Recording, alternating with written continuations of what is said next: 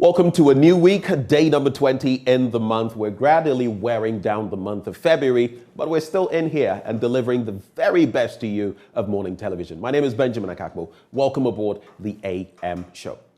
Shortly, I'll be serving you the news, giving you the latest tidbits in Ghana. And right after that, we'll be joined by lawyer Bobby Banson for the news review. He is our guest. He'll be joining us. But then we get into the big stories. Former Ghana international. Unfortunately, I learned something about this person that shocked me over the weekend. Christian Achu's remains were brought down to Ghana last night. He died in that earthquake that hit Turkey on February the 6th, claiming over 40,000 lives now. Today, we speak to people he encountered on his sporting journey. This conversation comes up right after the news review when the sports team joins us.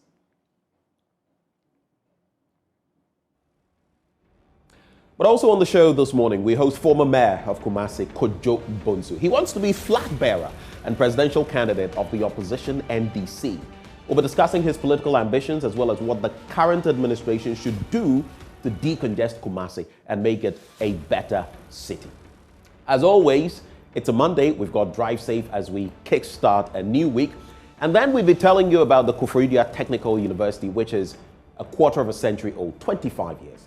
There's a homecoming event, and all students of KTU will be joining us for breakfast. Look forward to that one, especially if you're an old student. But as always, we offer you the opportunity of sharing your thoughts with us right here on the AM show. Call us at the tail end of the show, and in the course of the live stream, just shoot us a message with the hashtag AM show. On that note, let's settle for AM News up next.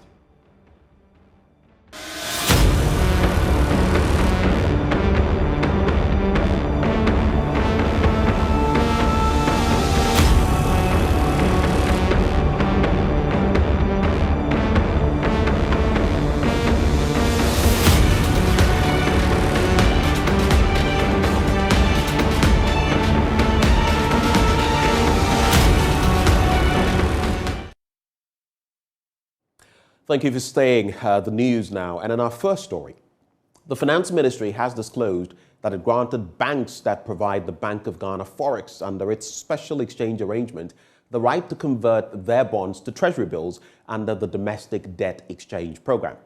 The ministry had earlier indicated how some entities were granted preferential treatment to liquidate their assets on a short-term basis. Speaking on Current Affairs program Newsfile, a Deputy Finance Minister, John Kumah, said that window was not available to individual bondholders.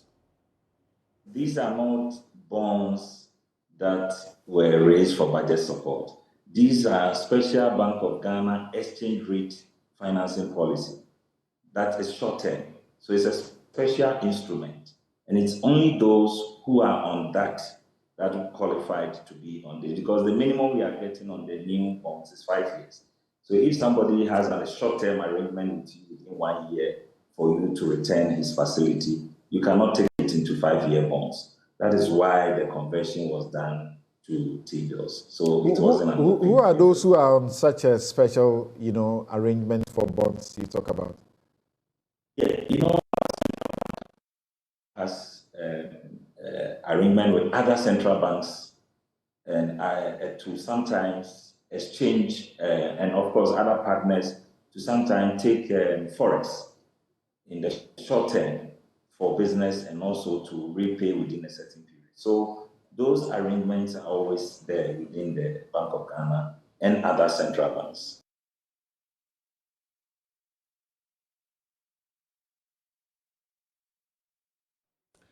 Now, the Court of Appeal in Kumasi has granted an application for a stay of execution of an order from a Kumasi High Court restoring the president of Kwapa Cocoa Farmers Union pending her suspension by the National Executive Council over embezzlement. The High Court on January 10, 2023 quashed the decision to suspend Madam Fatima Ali, who until then was under investigation for alleged embezzlement. There's more in this report.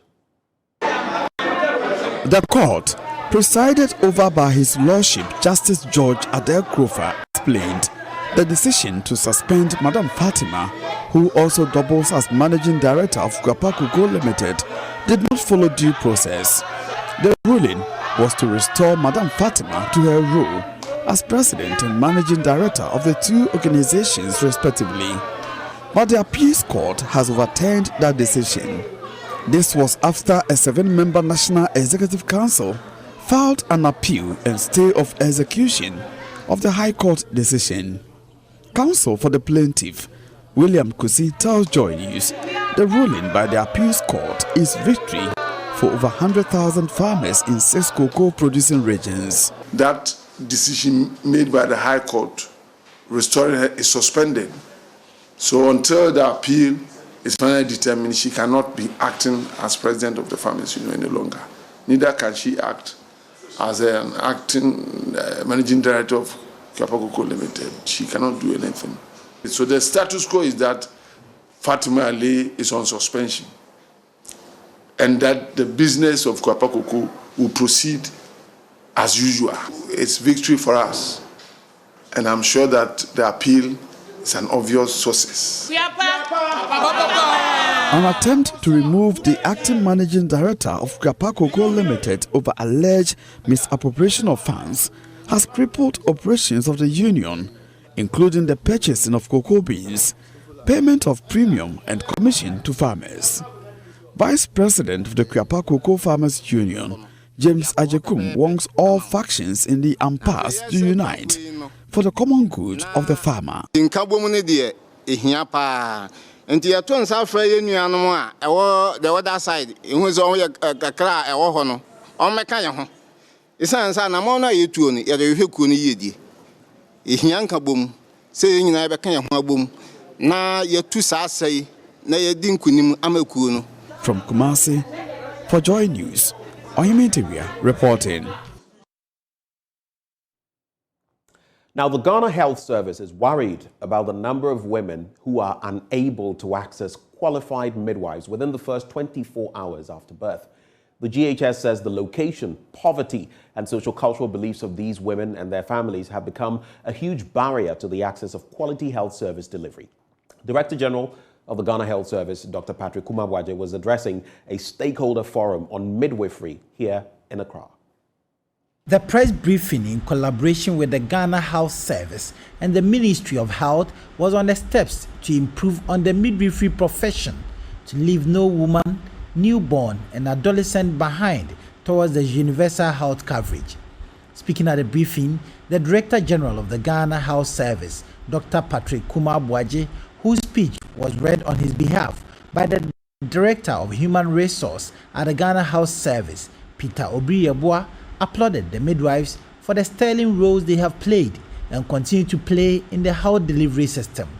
He reiterated some impediments that hinder many pregnant women from accessing healthcare services, hence affecting the attainment of the universal health coverage being pursued. And dedication.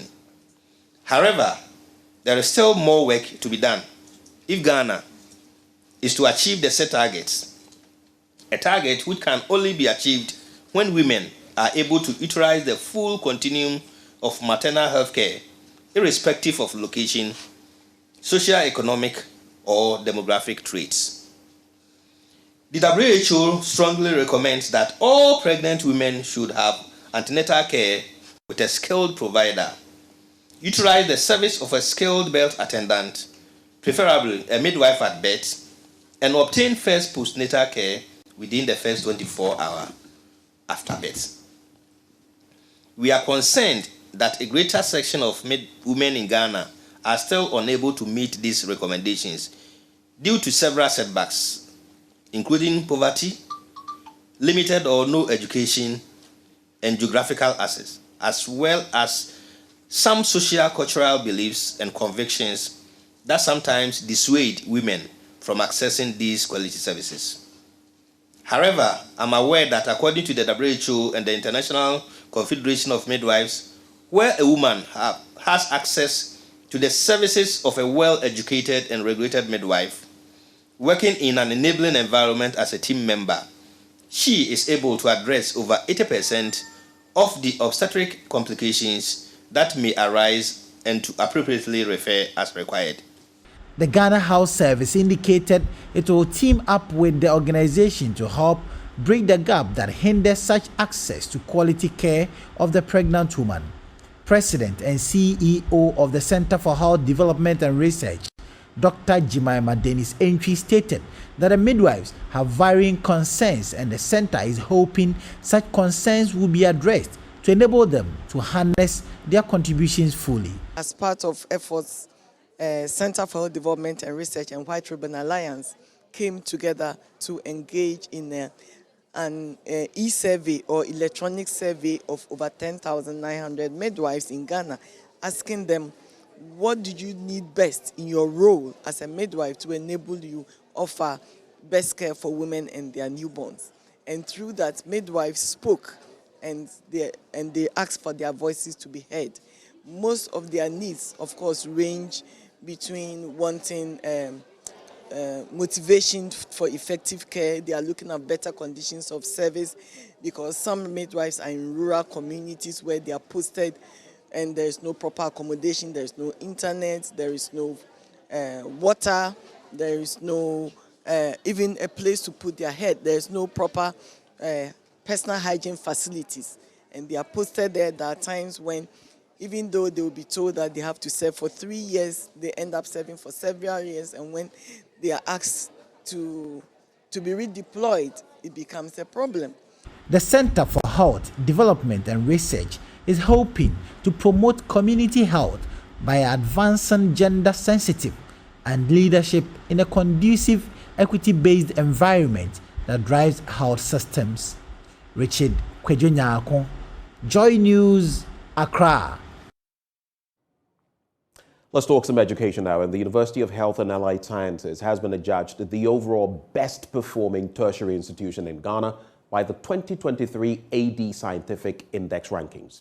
Professor Seth Owusu-Adjei's research work in malaria clinical trials, infectious diseases, and epidemiology won the enviable position, while Professor Fred Binka and Professor John Japong, all of the University of Health and Allied Sciences, chalked the 3rd and 4th positions, respectively. UHA's Vice-Chancellor, Professor Lydia Aziato, announced this at the matriculation ceremony for the 2022-2023 academic year.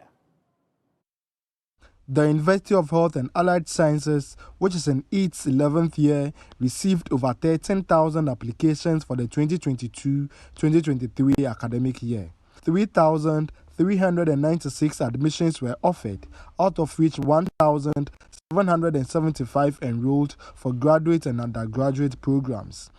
The university's Vice-Chancellor, Professor Lydia Aziato, welcomed the students and entreated them to abide by the rules and regulations. She acknowledged the university's infrastructure deficit and appealed for an upgrade to make available enough room to accommodate the increasing student population. I agree with your colleague who gave the speech on your behalf that we have infrastructural deficits. The university is very much aware of this. We are doing all we can in our power to improve on the facilities thereof. And so I add my voice to your colleague to appeal to the governments, other stakeholders, philanthropists, investors, to come and partner with the university to improve or increase our infrastructural needs.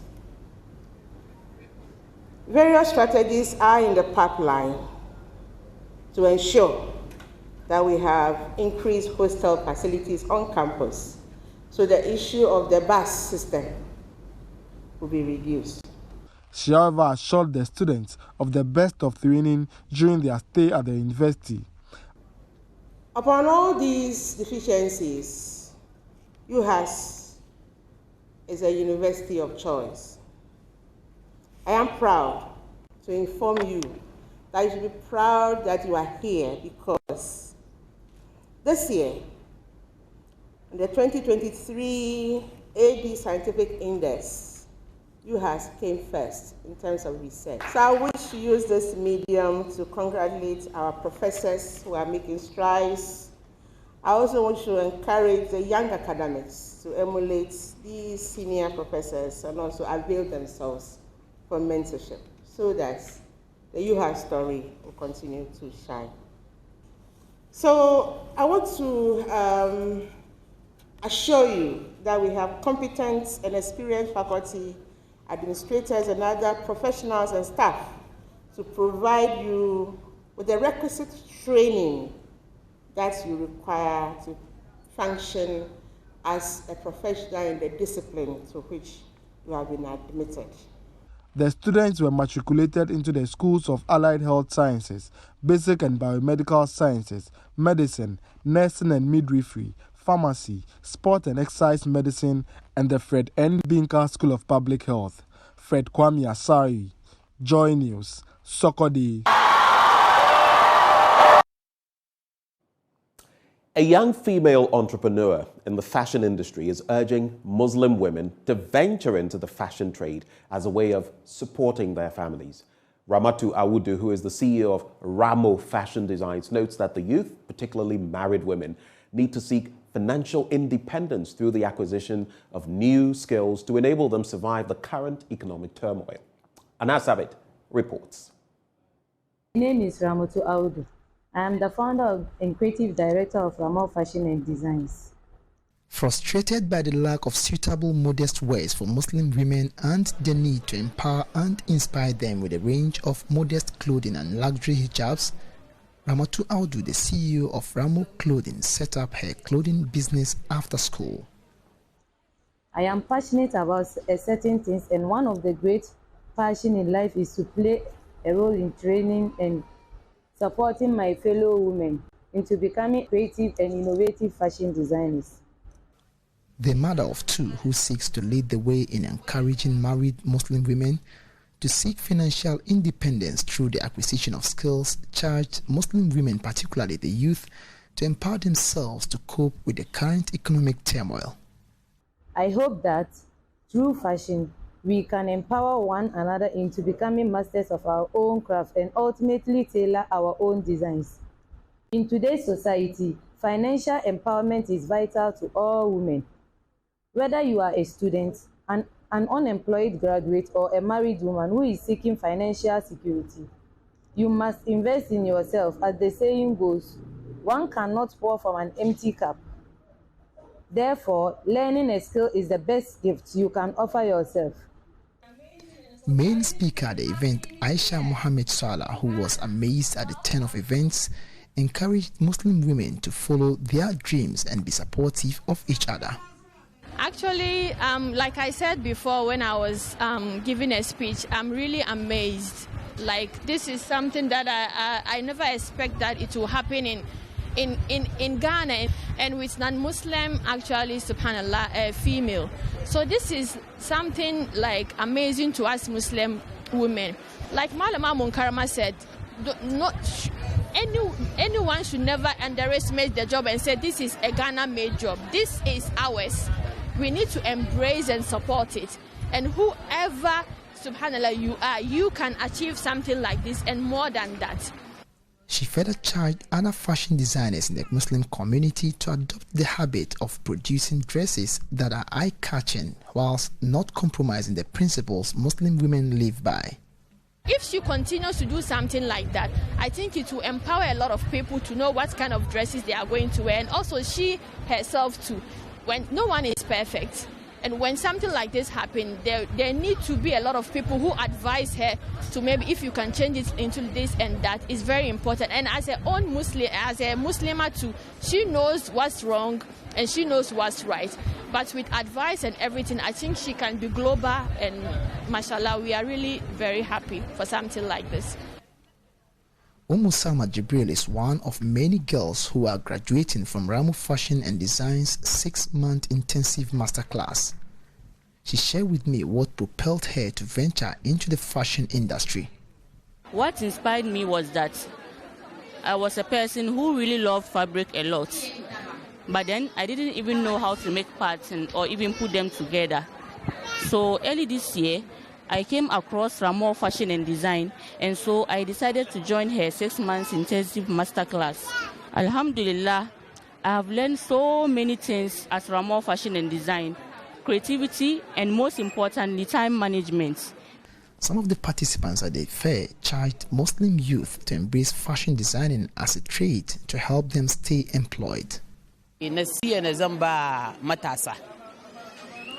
gaskiya yanzu matasa ba su koyon aiki. Kuma koyon sana'a annu aiki ni mai albarka sosai. Ba mai dinkin da zai tashi ya ce bai samu kudi cikin hannun shi ba karya ne. Inda kai da gaskiya wallahi aikin ka ya ci gaba sosai fiya ga yadda ake zata. Allah ya musu albarka. To shi ina ga ya ma yan waye na ayi kokari a koyi dinki. Don dinki akwai amfani sosai. Though many Westerners and some Muslims think Islam is incompatible with being stylish, Ramu Fashion and Design disagree and seek to build a brand that would create a range of hijabs and dresses that represents Islam. Anna Sabit, Joy News, Husky Hall. The Africa Faith and Justice Network has revealed that parents in the Diare community in the Saviglugu municipality of the northern region are buying into the idea of ending early and forced marriages among the girl child.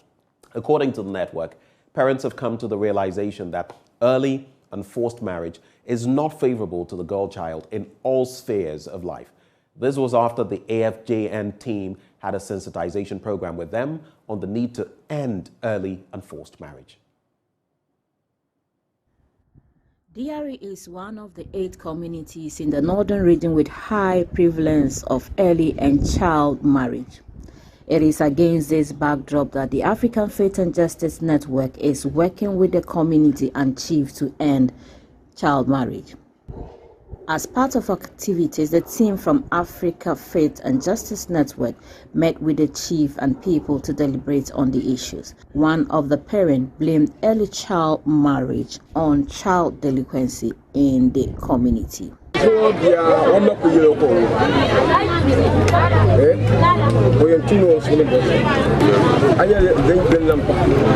days, the children do not listen to their mothers. They do whatever pleases them.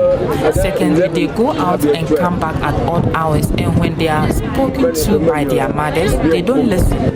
They even do the worst the next day. The children are not just prepared to change. My question is, even if we stop them from going out at night, what about during the day when they are out at school? How do we monitor their movements? So it's just up to them to change. Imoru Rahina, a student in the Diali community, said the cause of early child marriage in her view is broken homes. Causes of early marriage and teenage pregnancy.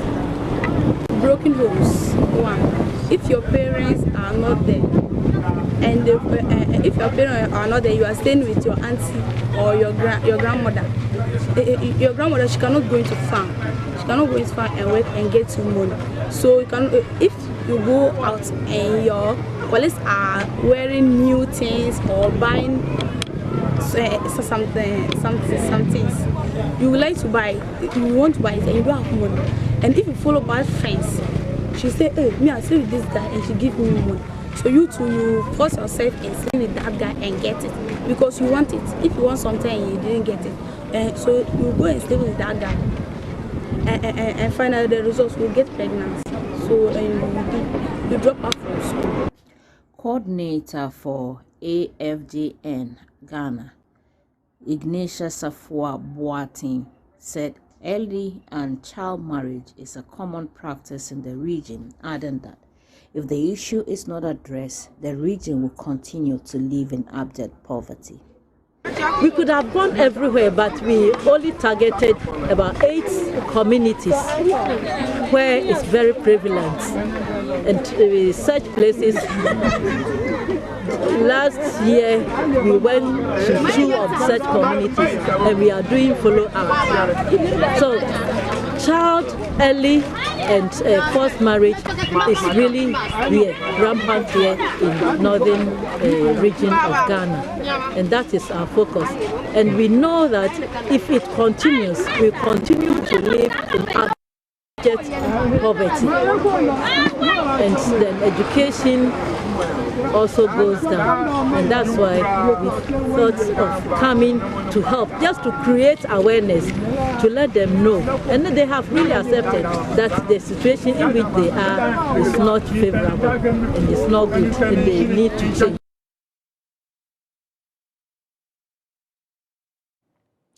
And that's how we cap off the news. But stay with us. There's a lot more action on the news review. Lawyer Bobby Banton joins us shortly.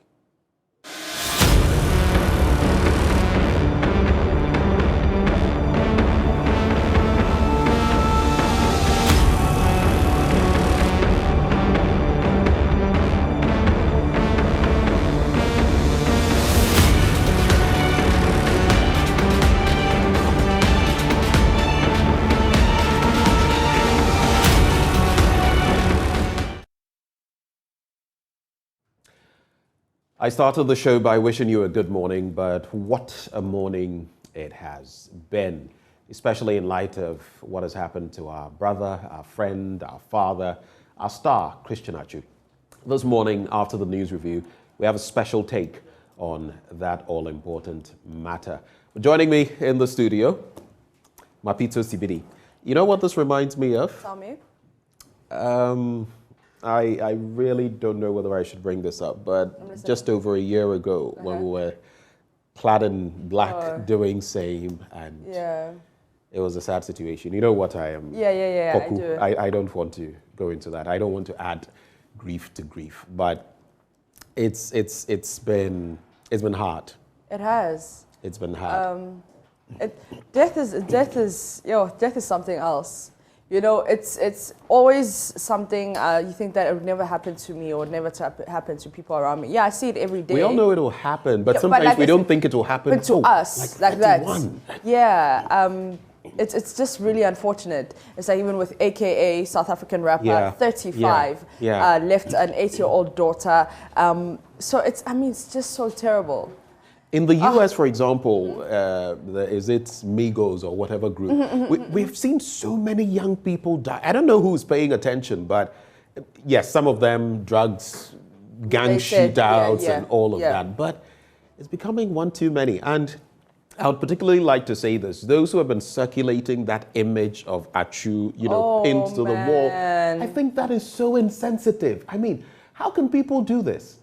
You know, in this modern day of social media, people, I think they've just been so desensitized to or emotionless. I mean, everything. Now we are so happy everything must go on social media. First person to send a video, first person to post something. I mean, there was a video that was trending on TikTok. A surfer was drowning, and someone was taking a video of him, and then it was just like, go help the guy. Go help the guy. You're just so busy trying to get content, so busy trying to get likes. I mean, sometimes people will tell you, look, I don't swim anyway, so I can't do anything. But you can go and get call for help. Exactly. Rather than be there filming the thing. Yeah, social media, someone was saying on Twitter that social media, someone needs to shut it down for a year so that we can come back to reality. I think social media is taking away part of our humanity. It has already taken part of our humanity. People can say anything they want to say, insult you, call you all sorts of names on social media just because they can hide behind the computer screen or the phone screen or whatever it is. And it's just so terrible. Would you say that to me in my face? No, you wouldn't. Would you say that? So it's terrible. I remember some actress Saligali, when someone, insulted her or said some really mean things to her. And what Sally did was write out some sort of curse. And the lady had to apologize. I remember that. I now remember. Yeah, and the lady was so She said to her, what you're saying for me, it happened to you and all of that. And now the lady was begging. And now the lady was begging. Me, if I was Sally, I wasn't going to forgive that girl. I wasn't going to forgive that girl. Let me bring in Bobby Banton, a lawyer. He joins the conversation. Bobby, good morning to you. Good morning, Ben, and your colleague. Good morning. Good morning to your viewers and listeners. Right. I just wish you could speak up a little for me. When you look at the Daily Graphic, and the story is here, so I might as well start with that. We're mourning today. And guess what, Bobby? I went to my mom's yesterday, encountered an uncle, and I had the shock of my life. I didn't know why this Achu thing. I've never met Christian Achu. Never. I mean, I just loved his football. I loved his story, the background, from grass to grace, from poverty. And if you listen to some of what he did, and then how he got into football, and rising to where he had risen to, spending time in Spain, getting married, and everything, I just felt for him. Only to go to my mom's, encounter this uncle, and find out that he's actually from my area, where I come from, and that he's a distant relative. He's a distant uncle's son. And it then hit me, you know. They were talking about blood being thicker than water. I didn't know why. I've just felt so passionate. Anyone who knows me has heard me go like, oh, I'm praying. I actually did pray. And life is just, anyway. He's with us now. His mortal remains are here. The Daily Graphic says, government to support Achu's burial. That's the big one there. It's on page 16. I'll quickly take a look at it and have you share your thoughts with us on it. So the government will support and collaborate with the family of Christian Achu to organize a befitting funeral for the late football star. The Vice President, Dr. Mahamudu Bawumia, gave the assurance when he led a government delegation to receive the mortal remains of the football star, which were brought in from Turkey yesterday evening. Quote, the state will be fully involved with the family in providing Achu a fitting burial, Dr. Bawumia said at a short ceremony held on the tarmac of the Terminal 2 at the Kotoka International Airport. We all know the story. I don't need to get into the details, but Ghana's ambassador to Turkey, Francisca Ashite Oduntung, and some family members of Achu accompanied the mortal remains of the former Black Stars forward as it emerged from the cargo section of the plane in a coffin wrapped in the national flag amid wailing by family members, friends, and well-wishers. I just want to run a few things by you. One, what would you remember Achu for? It's been said that, you know, you can be prominent and all of that, but you pass, there's a whole lot of wailing and all of that. Not too long after, people forget you. I've heard it said about Ebony, the musician. I've heard it said about so many people, even prominent figures from outside. What would be his legacy for you? And secondly, especially from the legal standpoint or the humanitarian standpoint, there are those who said, look, I really wish I wouldn't be saying this, but that looking at where he was found, he probably had been there for a while, struggled, and maybe out of a lack of food, water, may have not stood a chance because he was pinned. And the effort of Ghana in terms of finding him. Some people say if our administration had done enough, maybe we could have found him before disaster struck. What is your take on these two issues? Ben, I am particularly saddened because I had the privilege of working for him in my professional life. When I heard the news, I went back to our chats, read all of them and typed, rest in peace. I used to always type, refer to him as champion. He's one of the most humble footballers you'd ever come across. He never made it look as if, well, I have money, I'm the one. Whenever he wants you to do something for him, he's always trying to get other family members of his involved because he always wanted it to benefit not only him. So personally and as a professional, that is my memory of him. He always, well, I cannot disclose all of it, but he always wanted his family members, at least from what I knew of him or what I had done with him, to benefit from whatever he was doing locally or internationally. And so it's very sad that such a good man with such a good heart would have his life taken in these circumstances. And so I wish his family all the strength that they can gather during these times. It's not very easy when you have your breadwinner go and not come back. You know, It gives a different dimension to the whole thing. And not just them. I've heard of people, the number of people he was taking to school and all of that. I was going to mention that there are schools that he personally, was putting up or had put up that had kids. Well, I cannot. Some of them he even didn't want his name to show as the owner of the schools in very good locations in Accra, and he was such a good soul. He was such a good soul. I only pray that his family would be able to carry on his legacy, and we would have the footballers especially, or the football people as we call them, the GFA and all those that are influential in our football space, do something that will let his legacy be etched in memory as long as football is mentioned in this country. We used to call him our Ghana Messi. You remember? I remember so from his very first match. He's not forgotten by the football people. And even if it's a tournament, a part of a stand in a stadium, something that is done to let us remember not him not only as a footballer, but also as a human being and the kind of good works that he did. I remember, the likes of Mark Vivian Foe, the Cameroonian striker, and what happened to him. I don't know what Cameroon has done for him, but I think sometimes we're so quick to forget. Look at the BBC, how they've immortalized Kwamla Dumo. I don't know what we can do, but I think we should find a way of doing it, especially in the football fraternity for Christian Atsu. Something else that breaks my heart that I should really put out there. I hear in that encounter, I think it was Gary Smith who was having the conversation, that he had wanted Mapito to leave Turkey shortly. He wanted to go to Dubai. And in fact, the dawn that the thing happened, the night before, he had a flight at 11 p.m.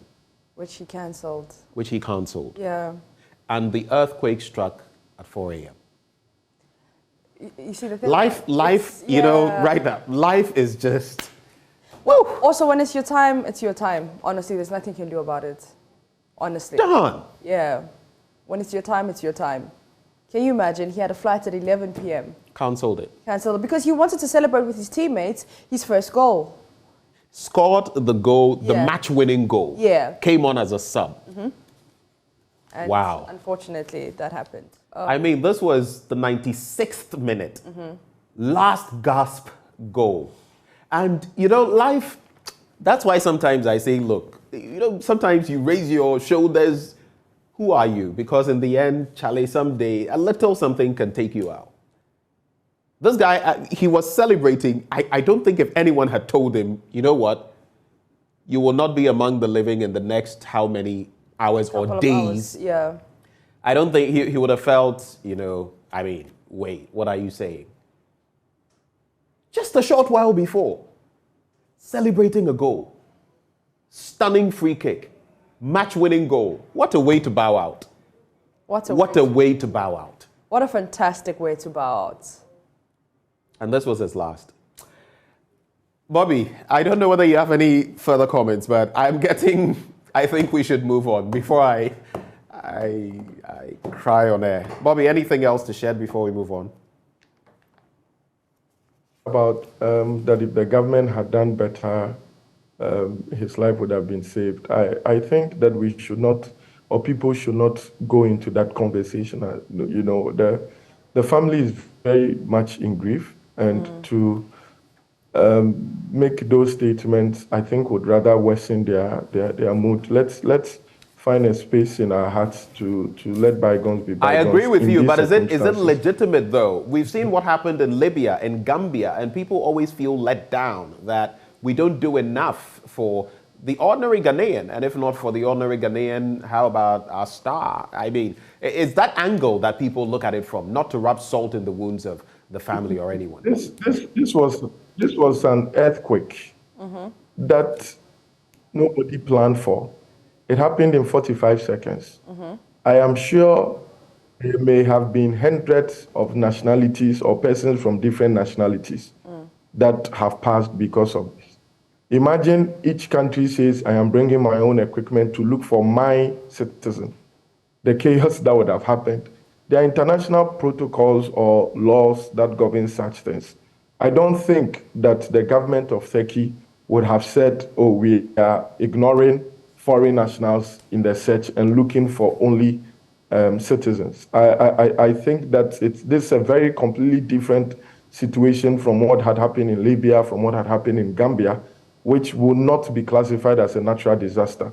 This is a natural disaster. We have had natural disasters in this country where foreigners have been involved and they've passed. These are things that you cannot plan. And so I think that it would be unfair for people to blame the government that they had been inactive. What were they expecting the government to do?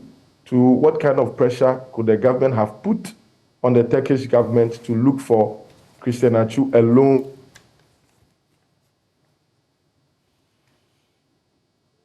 Bobby, are you there? Well, I think the connection to Bobby is, but I don't know whether you get the angle that some of these people are coming from in terms of the search, because we knew the building in which he had been. And so in terms of the search, but it is indeed a complicated affair. It's not that simple. We're trying to save as many people as possible. Exactly. We also can't focus on one person. Yeah. You understand? Yeah. So it's also like the thing that, okay, if we focus on this one person, how many other families? So there are 5 other families that are going to suffer. So it's a 50-50 thing. We're being emotional about it, but we also should be very logical about it. That's the reality. Yeah, we should be very logical about it. How many people can we actually save? And I mean, if you're following the reports, they're saying that like where he was, the building, it was like very hard to I think 9th floor. Yeah, get through to some of the people or some of the survivors or some of the victims. So we also had to, they had to, spread out their resources, try to save as many people as possible. It's a sad situation, but we also have to, I be logical about it. We were beginning to show that BBC encounter, and he was such a cheerful soul. Yeah. Such a down-to-earth, cheerful soul, and then the BBC gets to him. And at the tail end, you saw that song. It's a Christian song he was singing. Yeah, I heard it. What was he saying? It was this local tune. Translate it. Okay. I've forgotten the tune. Okay. If they play it again. Okay. But he's basically saying, like, in the end, God is my everything. God is my everything. God is my everything. All right, let's see what other stories. If you leave me this morning, I'll just talk Christian. And it's okay. And that's what happens. It's very important when you're grieving to speak about it. And I don't even want to go into it. But let's see if we can do Let me just bring you some other headlines. Yeah. GRA SML Ghana collaboration, 3 billion Ghana cedis saved since 2020. And the collaboration between the Customs Division of the Ghana Revenue Authority and a revenue assurance audit firm, Strategic Mobilization Ghana Limited, has helped the country to rake in an extra 3 billion Ghana cedis in 3 years. The extra revenue, which would have been lost to the state, was realized when the measurement and reporting of petroleum product supplies from over 20 depots across the country was digitalized by SML Ghana. You can check out more details of that story in there. Send strong message to coup makers, President Akufo-Addo tells international community. And Ghana-UK commit to biodiversity protection. On the international front, Africa left in lurch by global finance. That's according to the UN chief, Antonio Guterres, who has described the global financial system as, quote, dysfunctional and unfair, and is, quote, failing developing countries. In a stinging rebuke, he said that countries were being left in the lurch as they were denied debt relief and being charged extortionate interest rates. And that I totally agree with. But how do we resolve the situation? I don't think we can guilt trip the West, in fact, the economic North, into doing anything. The G7, G20 countries, well, G20 expanded because even South Africa is in there, but the G7 countries and those ones that are lending money to all these countries, I think Ghana's exposure, Mapito, to China, for example, is about $6 billion. I think it was same with Zambia, also about 7 billion, the exposure, and what could happen if we fail to meet our debt obligations. No wonder recently President Akufo-Addo was charging the Germans to plead with the Chinese to, agree to some sort of arrangement as far as our debt is concerned. Though in our case, we've borrowed far from within our means, and these are some of the consequences. That's it. Oh, let me. South Africa Electricity Company steps up power cuts. What have you been hearing in that respect from family back home? Listen, it's terrible. From 8 o'clock to like 8 p.m. to like 5 a.m. lights are off. I was speaking to a friend of mine who says... Is this load shedding? So you know that from this time it's going off? Yeah, but now here's the thing, right? During the weekend, they have to have a schedule, but they don't really follow that. There's no real schedule. There's no real schedule. So my friend was saying that from Friday, his lights have been off. And then it only came back on Sunday evening. So you can imagine, and a lot of businesses, especially small businesses, are shutting down because of this. So you can imagine when they actually... It will happen. When we had Doomsaw here, you saw the consequences. The consequences. So when they finally fix whatever problem it is, the corruption, I mean, the terrible infrastructure, what is going to happen? People will be unemployed. We already have such a huge unemployment rate in South Africa. So imagine what is going to happen in the next 5 years because of this, electricity problem. And this may be, it's not a subject that we like to discuss, though some people have used it as a reason. You know, some of the xenophobic attacks, people have premised it on, oh, these other nationals come into our country and they do jobs, barbering and stuff, but these are jobs that most South Africans don't even want to get into. But they have used that as a rationale. So if this stokes more unemployment, it could stoke more trouble and more as far as attacks. And it's also, okay, it's a 50-50 thing, right? It's also like, okay, so Benjamin will come from Ghana because Benjamin's so desperate for work. Instead of, maybe let's say the minimum. Yeah, I knew you'd go there. The minimum he is would take far less. Yeah, he'll take far less. And because I'm South African and I know how much I'm supposed to pay and I know my rights, I'm going to fight for what is mine type of thing. And I'm not condoning xenophobic attacks. A lot of people, when the xenophobic these are the real life this dynamics. Is what's happening. Yeah, a lot of people were saying that when the xenophobic attacks were happening in South Africa, they were like, "Look at you! You're having such a great time in Ghana and stuff like that." And I appreciate you guys so much for welcoming me into your beautiful country. But let's go to the Daily Guide,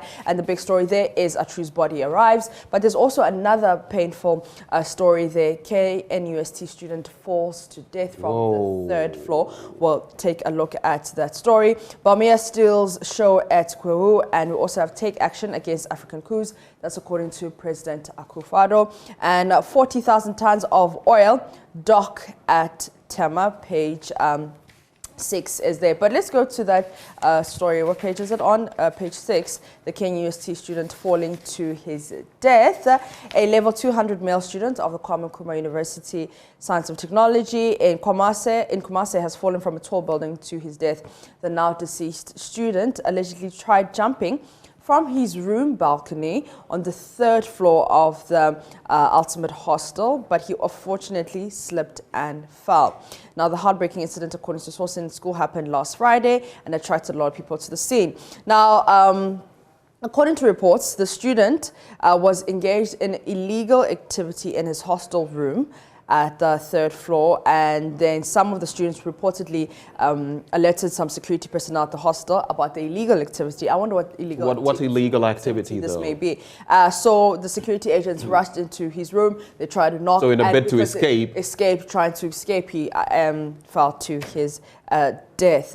Other reports said some of the students who were in the room with the deceased before the falling incident have been invited to by the police to assist in investigations. What is it though with our students nowadays? I mean, we've all been naughty in a little way once in a while, but I remember back in school we tended to be very same. There are always people that will go to the extremes and break bounds and go out of school without exits and all kinds of things. But nowadays, I don't know whether it's technology, whether it's exposure, what it is. Our students look at the number of, and it's a distasteful matter to bring up this early, but sex tapes and stuff that nowadays, it's become so rife. I don't know whether it's because there's access to technology.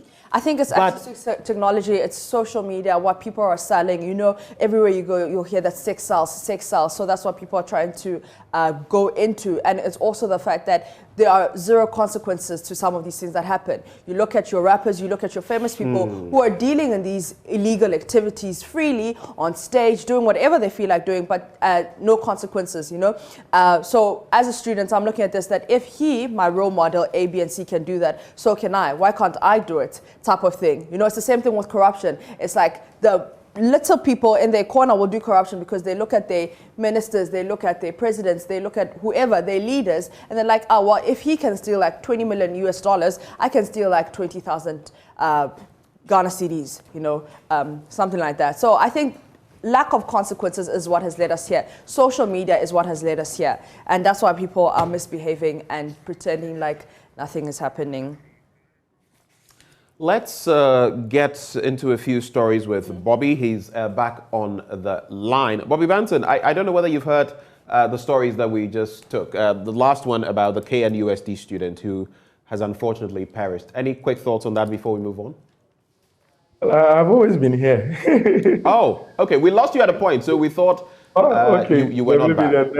Our apologies. So I've followed the issues. Well, it's a sad thing. I don't think this is the first time we've had students die under those circumstances or such circumstances on campus. Unfortunately, the news report did not tell us what kind of illegal activity he was engaged in. The news report also did not tell us the role of the security agencies in the student jumping off. Sometimes I think that there must be investigations so that we are sure that it is not as if somebody played a role, and if that role had not been played, the student maybe would be alive. Let's take away any possible angle that would result in somebody, maybe the school authorities or the security agencies, being found complicit in this. So I think that the school authorities should not just let this be under the carpet. They should investigate it and let the parents of the student know exactly what happened to their work.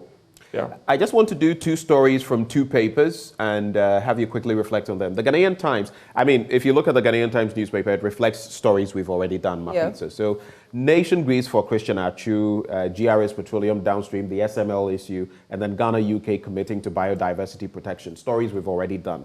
But this one on page 13, 4 soldiers, 1 immigration officer grabbed for extorting money from minors. And a total of 13 persons, including 4 soldiers and an immigration officer, have been arrested at Konongo in the Ashanti region for allegedly engaging in unauthorized operations at Mantin in the Bosome-Frehon districts of the Ashanti region. They were arrested by national security operatives with the assistance of the Konongo Divisional Police Command on Friday, with 1 Chinese national they had arrested in their company prior to being accosted. One reason I bring this up, I was speaking to some members of the Kusasi, Mampusi, the Boku situation going on. And sometimes we even have people that now they suspect were not military personnel. I'm putting this out there. It's becoming a problem with a number of people, impersonating the police, the military, and sometimes these people seem to have political affiliations and all of that. It's becoming a worry. I would have your quick take on that. But let me add, coups are not panacea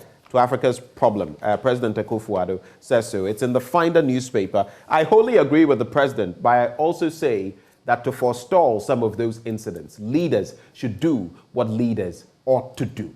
Leaders should lead and create that system. Who wanted the Arab Spring? It was a failure of leadership where someone engaged in self-immolation, burning himself. Why would he do that? Quick reflections on these two, Bobby.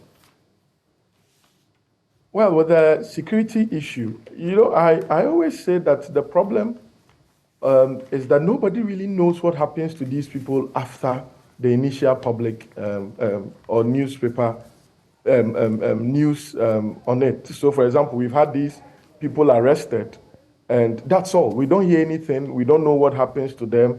There's no public disclosure of how they ended up there. Sometimes they even go in military or police uniforms and perhaps gadgets that would make the ordinary person suggest or think that they are actually people of the security services. And when they are arrested, we don't hear anything. And so people think that, it will happen again. We can have it done again. So I'm hoping that the national security would hand them over to the appropriate state agencies. They will do thorough investigations, put them on trial, and let the public know what happens to these people who impersonate the security agencies. That there will be no cover-ups. Yes, so that we don't say that, because of maybe political affiliation, then they've been covered up. Because, like you said, it happened across the country. I remember when, at the height of the Galamsey, the operations, there were rumors, or some people alleged, some of these Galamseys alleged that people will come there in police or military uniform, and they will find out later that they were not. They will seize their items, their gold, and then what have you. So I think that there should be a public display of what happens to these people. If they put them on a trial, let them put them on a trial. I'm even hoping, or was hoping that there will be a public parade, so that other persons who've been victims of the activities of these persons would also come up and say, okay, they also attacked me, or they also came to me and claimed A, B, C, D. So that they whatever they have done, it will serve as a deterrent to any other person who is thinking of doing a similar thing. Right. Bobby, just engage us for just about another minute as we wrap with Mapito's headlines. All right, so let's go to the new Crusading Guide. We'll monitor every step. Energy Minister assures the gold for oil chain. We also have Bamia mobbed at Kwehu. We also have Stop Deceiving Akufo-Addo. River Ankroba is not clean. Yeah, those are pretty much the headlines in the new Crusading Guide. New Crusading Benjamin. Guide. Yeah, is there any other paper you have? And then the last one is from the Custodian, and Afenyo marking course for online child protection policy, and the IGP praises Educhum for reforms in education. And the last one, President Akufo-Addo urges African states to protect women. Benjamin and Bobby. Bobby, any final words as you leave us? Well, the oil for gold thing, I honestly hope they will take it to Parliament, so there will be full disclosure. I have not really looked at their legal basis for not taking it to Parliament, but if parliamentarians represent the citizenry and they are clamoring that let us see the full details, full disclosure. If they have nothing untoward, I think that they should do that. As to the coup issue, like you rightly said, there are cause and effects. Nobody supports it, but the democratically elected officers also have a responsibility to the electorate to make sure that they do not give them bases. These days, coups are not done by military, as we know, for them to take guns. The people themselves can hit the streets as long as they want to unstabilize the country and the democratically elected leaders. And so they owe a responsibility to the citizenry to make them not regret going through the democratic process. So it's a shared responsibility. All right. Thank you very much, Bobby Benson, for your thoughts and joining us this very sad morning. Very sad indeed. Yeah. And but man proposes, God disposes. So definitely. I think it's a Chinese or Arabian proverb that says, man plans, God laughs. Yeah. Man plans, God laughs. laughs. It's something that has, ever since I saw it, it has stuck with me. Sometimes we plan so many things. And so I think my prayer, after you just said that, my prayer is that, God, may you never laugh at my plans because they are aligned with yours. That's deep. Yeah. So may God never... May his plans be yours, so that he never has to laugh at. Yeah, so he should never laugh at my plans because they align with his plans. In the name of the Father, the Son, and the Holy Spirit. Amen. Well, the news review always brought to you by Endpoint Homeopathic Clinic. We're offering free prostate screening and free female fertility screening. You can locate us in Accra Spintex opposite the Shell signboard, Kumasi, Kronomabwe here behind the Angel Educational Complex, Takrade Anaji Estate, and Tema Community 22. In Techiman Hanswa and Isiama Enzema. How to reach us? Call 0244 867 068 or 0274 234 321. Endpoint Homeopathic Clinic, the end to chronic disease, but only the beginning of the rest of the show. The sports crew, Muftau Nabila Abdullahi, will be joining us shortly after the break as we get into more. We'll bring you the latest on Christian Achu, our fallen hero. Do stay with us on the AM Show.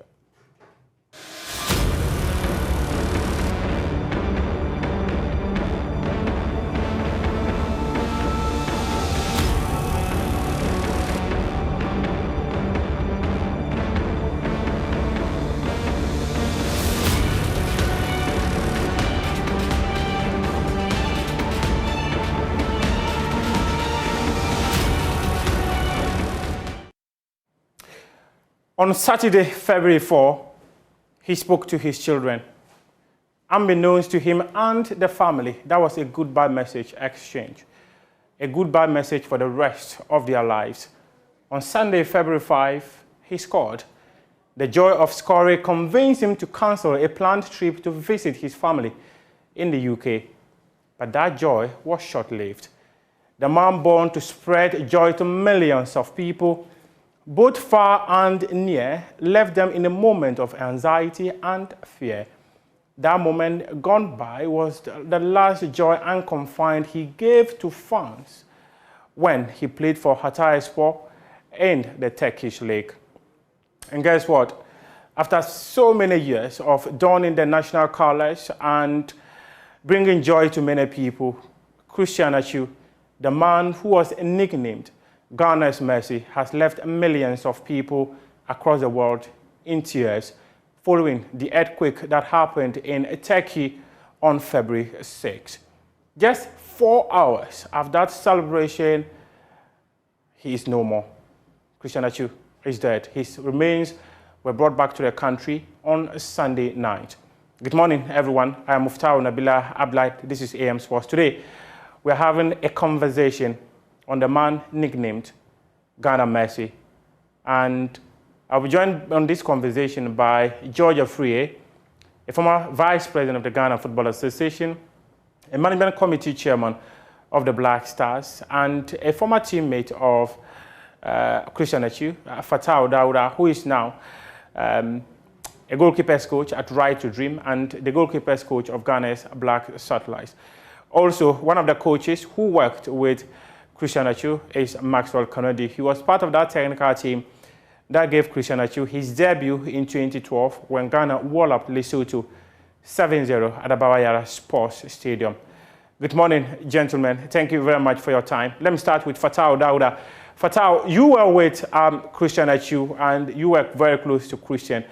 What kind of a person was Christian?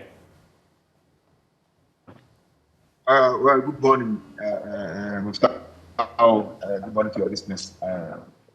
You do mention of Christian Atsu, very painful for our friend, our mates. But we love Atsu, but Allah loves Atsu more than we love Atsu. I remember 2012 when he came to play for the Blasters. I was with Ashgood. I left Kumasi to Kumasi. It's about a 45 minutes drive to go and watch the game. And after the game, people were talking about Atsu, and then said, "No, we have a talent, and we have a great player." People have been talking about him since then. But by then, I wasn't in the Blasters. But the same year, late 2012, I joined the team.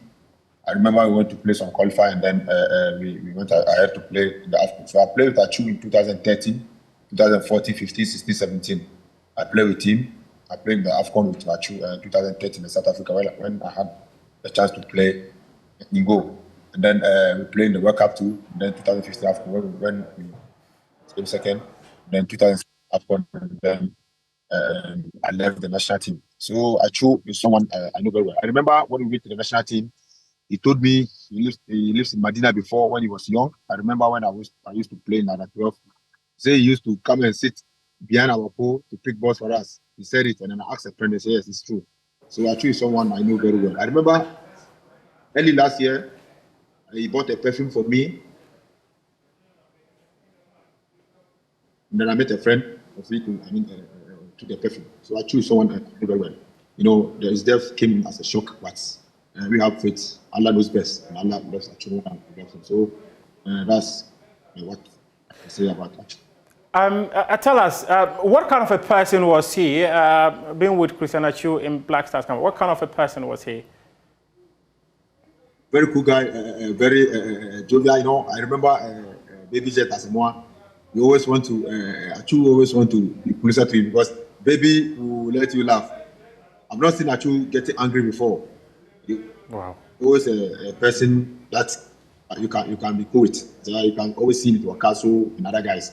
And then he's very, very talented. You know, he used to play in academy, so he has the quality. Yes. Of player. Yeah. So he's a very cool guy.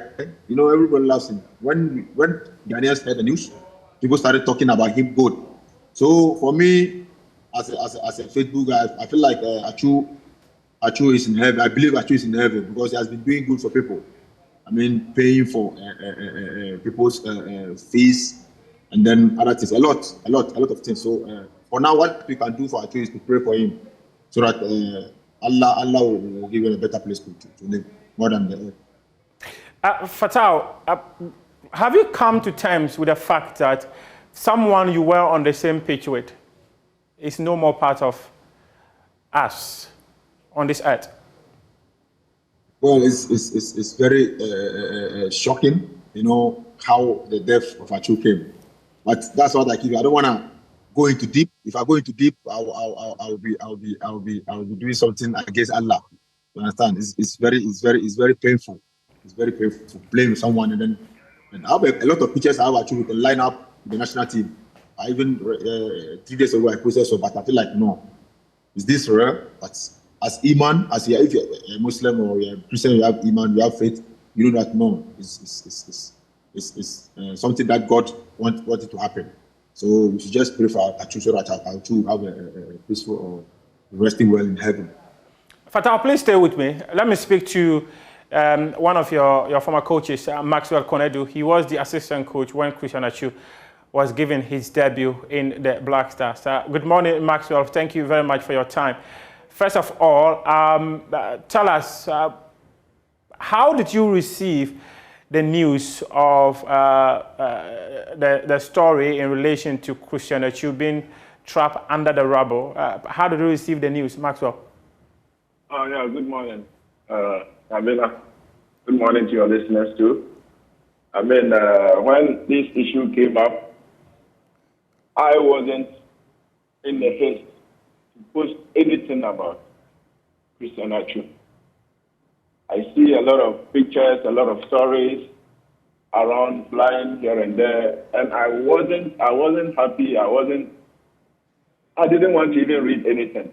I just wanted to hear that he was okay.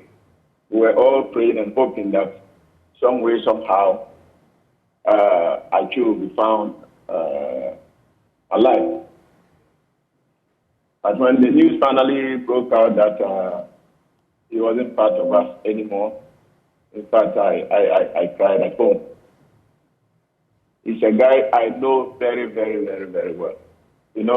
Initially, from the beginning, when my former boss, Akwesi Apia, told me about Achu, and then we started him. I remember Kwaku bringing his clips to me. I looked at Christian Achu. He was done in Portugal, I think. Yes. I watched him and said, "How is this boy a Ghanaian?"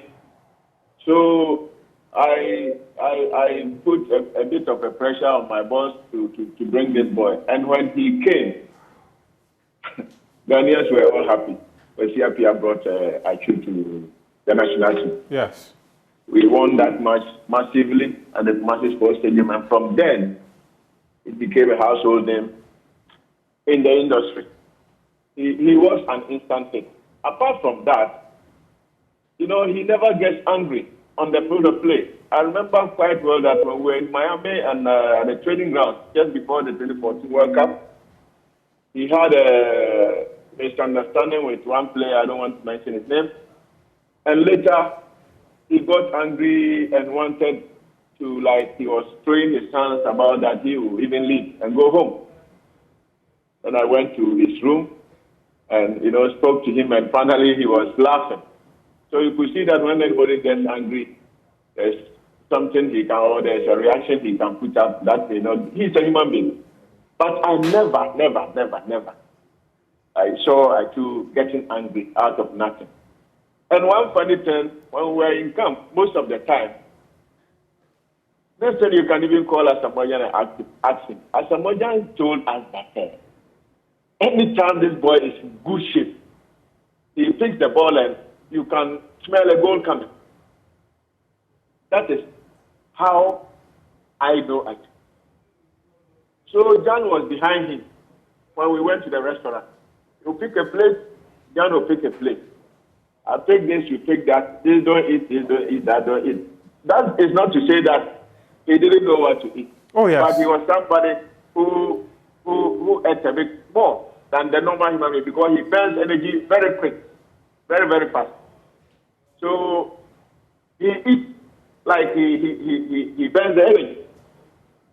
But at a point in time, he got to know that, no, we have to limit all these things through the support of his senior players. There are you, Asamoah. I clearly saw that they were on him not to put too much stuff in his stomach, just to do the job for all of us. These were jokes that we were all creating in camp, and we were very, very happy it came together.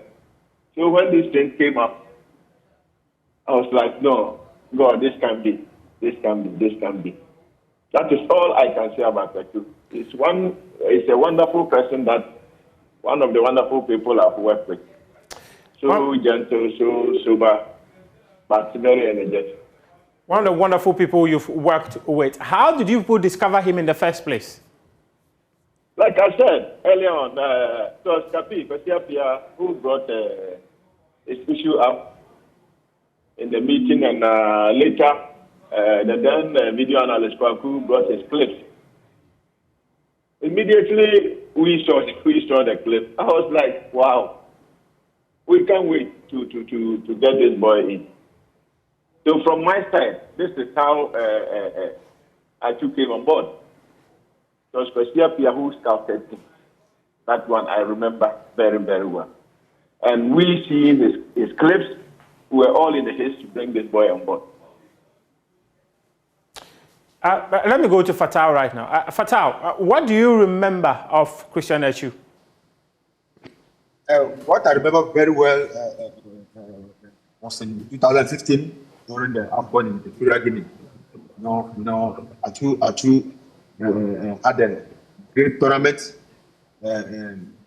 He helped us, he helped the team to progress to the final. And I remember he was the best player, and he won, I think, a young player also. So that's where I remember Atsu very well. He had a very good tournament in that year. Yeah, well, we all recall that competition where he scored the best goal of the tournament, and also became the best player of the competition. But Fatal, let me just go to Maxwell pretty quick on this one. Maxwell, you would recall that very 2015 AFCON. You were with Avram Grant then, and many people had questioned the fitness of Christian Atsu. People were actually saying he should be dropped from the team and all that. But the technical team took a risk and sent that young boy to the competition. And in the end, he was the best player of that tournament. What influenced the decision of the technical team to include Christian in that 2015 AFCON squad? Yeah, you know, Atsu that year wasn't getting a very good season at Bournemouth at that time, I believe. Yes, he wasn't too regular in Bournemouth, but we all knew what he could, bring on board when it comes to the Black Stars. So, at a point, we had to take a decision with my ex-boss, Avram Grant. That this boy, when he's in good shape, he can bring a lot on board. That is the main reason why we brought. And when he came to camp, you could see that Atsu wanted to prove a point to the whole world that he's that good. And we were not surprised he got that far in the tournament, going ahead to win the best player of the tournament in 2015 AFCON. And it was a vindication of the technical team's decision to take him to the tournament. Yeah, we had a lot of passion, like you said. Atsu wasn't regular even at Bournemouth. He wasn't getting a good season, but we had that confidence in him. You know, when he's in good shape, Atsu can create a lot of problems for the opponent. And that is one of the main reasons why we needed somebody who is a bit direct. And, that time we only had Jordan, who was very direct.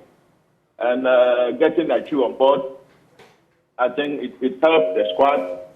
And he took us far through to the finals.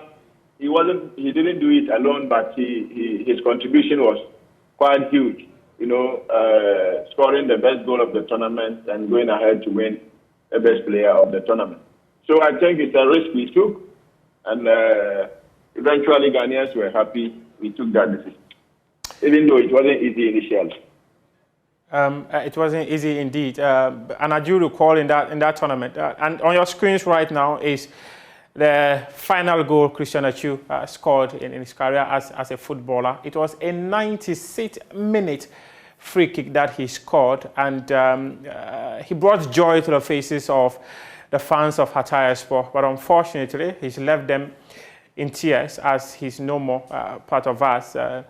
On earth. Just going back to the 2015 AFCON, I recall vividly that game against Senegal where Ghana scored first through a penalty. And in fact, he was the one who was fouled and Andre Ayew scored. And then Ghana lost 2-1 to Senegal, then went ahead and won 1-0 against Algeria, and then defeated South Africa 2-1. Then he took over from the quarterfinal stage, where he scored 2 goals against Guinea in that 3-0 win, and then subsequently in the semi-final against Equatorial Guinea. But I don't know if I still have Fatau Dawuda with me. You were always part of the players who were cracking jokes in camp and all that, and you shared some interesting moments in the camp, always joking. And in fact, I've watched many cases of Atsu and Jan on social media where they were always cracking jokes. This is even one of them. And Fatau, just before you speak, let's listen to this one. Hey,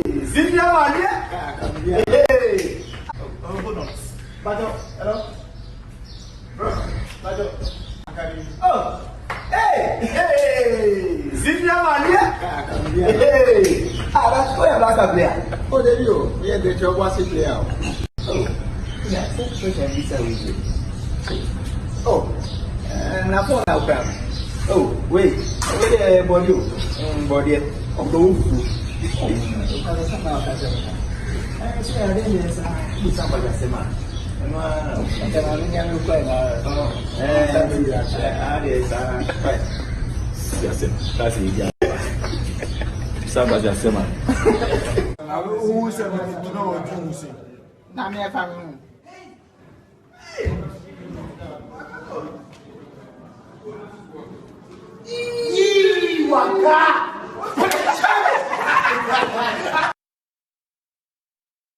Some moments of Christian Atsu and his teammates in camp. One was with Samoa Gyan, who was the then captain of the Black Stars, and the other, his close pal, Mubarak Wakaso. Fatau, coming pretty quick. You have seen the case of Christian Atsu with Samoa Gyan and that of Mubarak Wakaso. Just how lively was he in camp? You know, we are in place, but at the same time, when I watch these jokes with TV, and then Baby Jet and the Wakaso, it's very funny. One thing I remember, I think Coach Master said, whenever we are in dining, going to eat, Atsu can eat, but when Atsu step on the foot, Atsu will deliver. So at a point in time when Atsu is going to eat, you will see Baby Jet behind him. He would rather use the spoon to serve Atsu because he doesn't want Atsu to eat plenty. And Atsu will come and sit down, Atsu will be laughing, and then all of us will laugh. And he always share jokes with Baby and then Wakaso. You know, this tells you that when you are in this world, you need to be free to everyone, and people will have something to say about you good. So for Atsu, we've seen it all on the screens, how he share jokes with the players in camp. Many people have also spoken about his charity works. Were these things you knew about, and how did he relate with you people in camp? The people said he was very generous. You know, I do sometimes want to do things. He doesn't want it to come out, but you know, there are some things it's official. You need to do it because he's a professional player. When he does it, and the media will come and pick it. You know, a lot of things I know. Because I know he's building some school around Gomoa or from some orphanage. That's what even the last thing I know Atsu was doing before his career. So I think Atsu people. Okay, Fatau, just hang on there for me. Let me speak to a former vice president of the Ghana Football Association, George Free, and he was the management committee chairman of the Black Stars in that 2015 AFCON. Is it prisoner? Fatah, please hang on for me just a moment. Let me bring George Free into the conversation. Like I mentioned, he was the management committee chairman of the Black Stars when Christian Atsu was voted Ghana's best player in the AFCON. In fact, the entire tournament, he was the best player of the entire tournament and scored the best goal of the competition. George Free, thank you very much for your time. Tell us pretty quick, you were in Turkey and then you came back to the country with the remains of Christian. Take us through the emotions. And first of all, why did you decide to fly all the way to Turkey just to come back with his remains? Well, Muftar, thank you. Good morning to your cherished listeners and viewers. As you are already aware, apart from Christian Atsu, I have other players who plied their trade in Turkey. Yes. And one of the cities that was heavily hit is Malatya. In fact, a club in Malatya, which was a Super League club, played by a lot of Ghanaians. In recent times, you can talk of Akwa,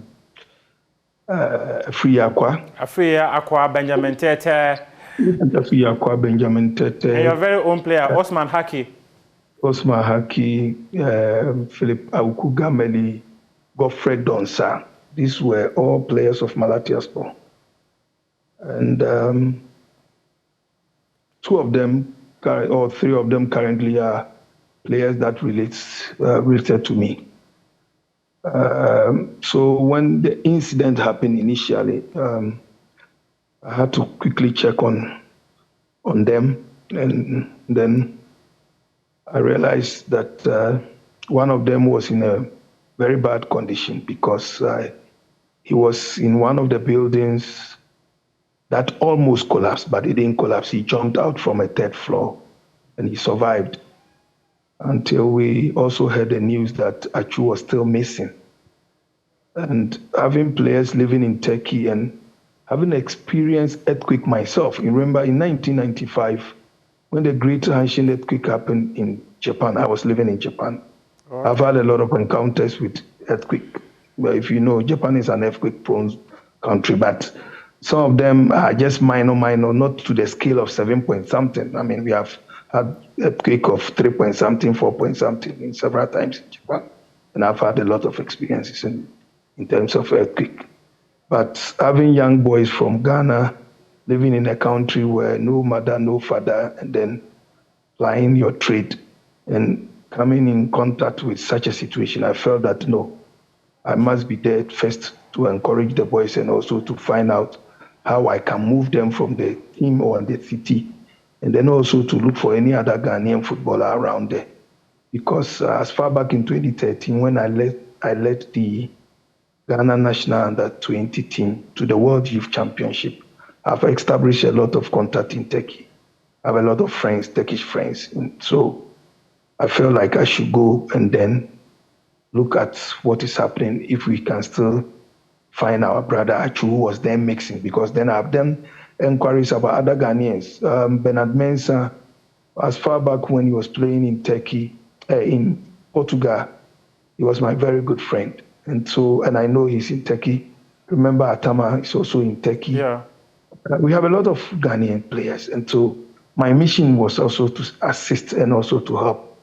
So I try to link up with the embassy, because usually when you want to visit any country and in such situation, the best first point of call should be your embassy or your consulate.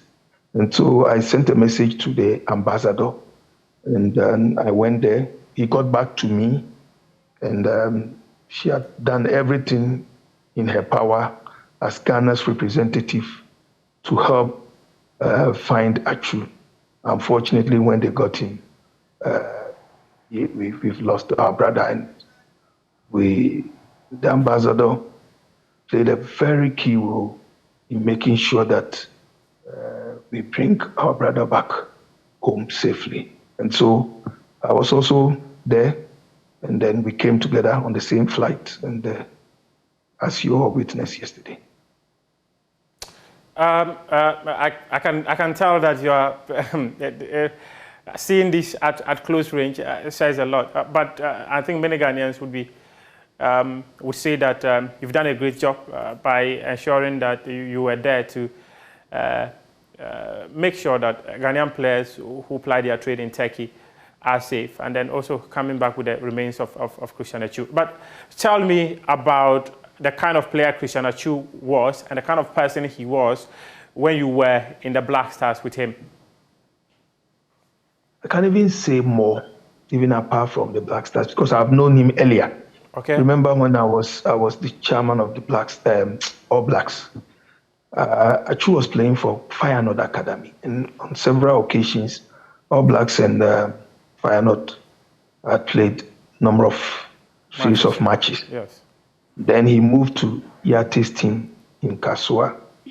And if you remember, one of the first young players that I transferred to Portugal was Ismail Yate. And yes. Achu is his close friend because the brother, Yate, he's Achu's manager then. And so I've known Achu then from that time. And when he went to Turkey, he went to Portugal, and later he was being managed by my good friend, Tony Appiah, who lives in UK. I got closer to him because Tony is my very good friend, and he was Achu's manager for almost 8 years. And so I have known him personally and close. Again, I'm sure you know my Ada and Ga background. Yeah. I speak fluent Ada, same like Achu. A lot of people don't know that side of me also. And so there was a time even in 2017, in 2015 AFCON, we camped in I think Abu Dhabi or. Yeah, 2015 was Abu Dhabi, and I recall very well the questions the media were raising that you are going to Equatorial Guinea and you decided to go and camp in Abu Dhabi. Yes. As I was with him and a lot of the Adam boys, like Achu was saying, a lot of people don't know that Jonathan Mensah is an Adam boy, Christian Achu is an Adam boy. The other guy, there's another guy, Akam, is also from Adam. So I used to hang up with them. We speak the local Adam language and all that. And he's such a lovely person, very jovial. He's so always smiling, always sharing jokes, always involved with all the other activities outside football. He's always involved. And there's something unique about Achu, and which I want to share. And I got that from my friend Tony.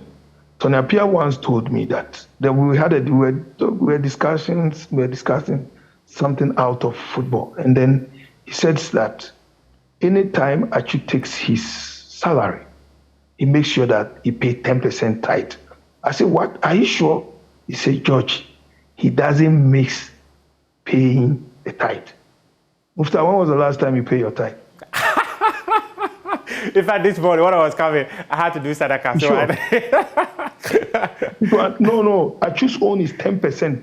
He doesn't, if it's 100,000 pounds, 10%, 10,000 pounds, you pay. You give it to God. This is no joke. Seriously. These were some of the things that Achu lived for. Achu really lived for humanity. He really paid his dues. In football, he has achieved what a lot of people would take years to achieve. And I will conclude by saying he has used this short period on earth to do things that will require more than 70, 80 years to do. He's paid his dues, and he's lived so well. And I have no doubt that angels are waiting for him in heaven. Mr. George, stay with me. I have two questions for you, but let me speak to Maxwell. Maxwell, if you're still with me, you've heard from George Afriyie talk about the kind of person Christian Achu is. And in fact, I'm not sure there would be anyone who is spoken to Christian Atsu in the dressing room more than you, more than Kwesi Appiah, more than Avram Grant, because you all worked with him.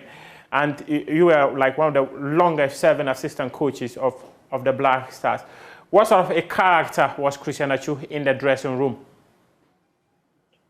He has a very strong personality, you know. And I remember anytime he's playing, Atsu always wants the ball at his feet. You know, sometimes certain players want the ball at a space that he can run onto, but Atsu always wants his passes onto his feet. You get hold on the ball and will come and do whatever he wants to do with you. All I can say about Atsu is that he's a very jovial person, very, very jovial. And sometimes we even think that he takes that onto the pitch because he likes to, you know, carry the ball a lot. And that is his strength. That is his style of play. And we all came to understand that, you know, being on him to release the ball on time will take the Atsu out of his game. So we left him alone and he exploded. And he's a very good person, very, very, very good person. And things that he's done to people that I've seen that we can't even talk about. Like Mr. George Jeffrey is saying, he's a kind person, very, very kind. And he doesn't take his God for granted. He worships God a lot. That is what I can say about that. That one everybody knows about. He loves God a lot. He loved God. I remember his one of his managers said that Christian Atsu was a Christian. But George, what should the Ghana Football Association do to ensure that a player like Christian Atsu, who stood for all the right reasons everyone is talking about, is remembered? Well, Muftar, it goes beyond even beyond the Ghana Football Association. Me personally, I think that recommendation can come from the FA to government. I'm sure you've watched all over the world the news, how countries are celebrating him. I watched that of Portugal FC Porto. I watched that of Liverpool versus Newcastle. Before then in Chelsea Attire. versus Southampton. There was also, was it Everton versus Leeds United? Yeah, I saw these. And I'm sure FIFA will, very soon FIFA will issue a statement. And so it goes beyond. FIFA has already issued it. They issued a statement. CAF also issued a statement. I know. Yeah, but after the normal statement, there are a lot of things that comes afterwards. Okay. In FIFA congresses, there may be other things that will come in the name of Christian Atsu. I think that we have an administration in place. I don't want to take the wind out of their mouth. I mean, in order not to preempt whatever they are planning. Let me leave that to the leadership of the FA. But I think that there's a lot we can do to modernize Atsu's legacy. If you are to suggest? No, don't let me do that. There's a leadership in place. Okay, I understand that. And then my final question definitely would now have to be the players we've got in Turkey. You traveled there to, in fact, meet some of these players, speak to some of these players, and find out how they were doing. As a football organization, did you have any conversation with the FA? Do you have an idea about the total number of Ghanaian players who are there and how are they doing? Did the embassy, like you said, you linked up with the embassy and all that, were you able to get everyone together so that we have an idea of all the players who are there and how they are faring? Well, Muftar, on my own small way, yes. Fortunately, Ambassador is in town. I'll be meeting Madam. What most of Ghanaians, not only footballers, fail to do most of the times is that when we travel, we don't register with our embassy. The first thing a Ghanaian should do when you travel out of your country to live outside is to register with your country. That way, they have information about you. So when anything happens, it is easy to assess you, and then it is easy for them to rescue you or to support you. And this is what most of, I mean, it's, if you've traveled, you know that it's something that we don't do. Very difficult to have data. Yes, so data is very important for the embassy to work on. With the Ghana Football Association, I don't know. I'm not aware what the contact they've been able to do so far. But as far as I'm concerned, they've not checked on Ghanaian players because, as I'm aware, these are players who went through the GFA transfer system. GFA knows that there's a player called Usman Hagi in Malatya. GFA is aware that there's a player called Philippa Ukugameli. The GFA is aware that there's a player called Godfrey Donsa. In GFA is aware there's a player called Bernard Mensah Tekpete. GFA should by now be getting in touch with these players. I'm shocked and surprised, but well, that's their style of leadership anyway. But let me leave that. For me, I will do it on my small way, but I think that it should go beyond me. It should go beyond you. Thank you very much, George Afriye. We appreciate your time. And I can imagine how difficult it was seated in the same flight with a player you saw on the pitch, now lying beside you, lifeless, as you were flying down to Ghana. I think many people, many people within the football fraternity, are really appreciative of your work and what you intend to do in your own small way. Let me wrap up with Fattah Daouda and then Maxwell. Maxwell, just in 1 minute, what should Ghanaians be remembered of Christian Atsu and the legacy he's left? What should we do to ensure that he is immortalized? I think we should, think around it like Mr. George Afriye just said. The government should come in and make sure that at least one of our stadia, one of our streets, one of our sports complexes will be named after him because he did his best as a player and as a person. He's helped a lot of people in this country. This is what I think I can say about it. Thank you very much, Maxwell. Fattah, you were very close to Christian, and I can imagine how hard it is for you because you also traveled around the world to play your football.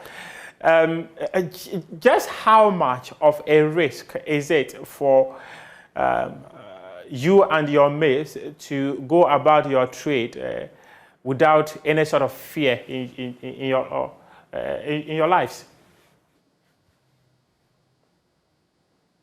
Fattah.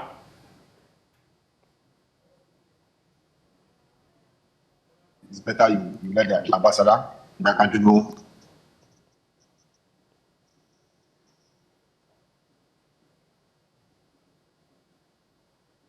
Well, about, although I didn't go to see the ambassador in South Africa, but we have some Ghanaian community. I used to go there, especially when it's Ramadan time, so they know what I'm on Saturday. Okay. It appears I'm having some challenges with the connection of Fattah Daouda. But let me just say thank you to the three gentlemen who joined us to have a conversation on a man who put joy on our faces with a tricky of his faith, but unfortunately has left us in tears as he's no more with us. I'll leave you with that last moment of Christian Atsu, where he put joy on the smiles of Christian Hataya Sports supporters. It was the last goal he scored in his career as a footballer. Kaldı topun başında. İşaret geldi. Atsu kaleye doğru ve gol! Son saniyeler, son anlar. Cristiano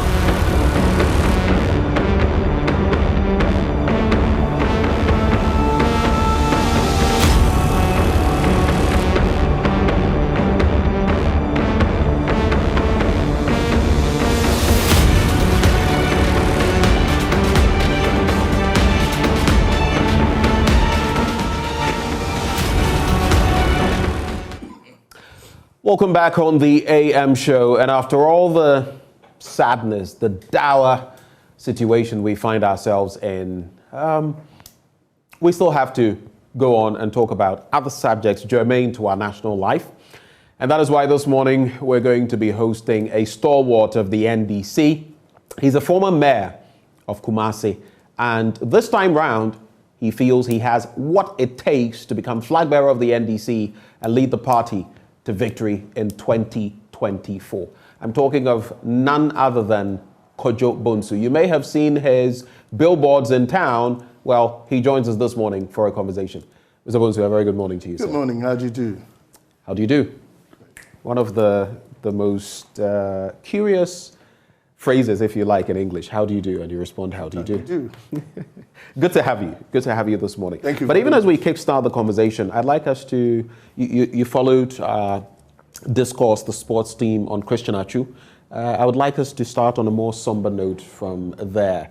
Are you a fan of football? What are your memories of Christian? I've been a football administrator for years. Oh, yeah. How could I even forget? I was the Adidas representative, the manager of the Black Stars, a member of the RTU board, and a member of the Kotoko management. Oh, RTU as well? Yeah.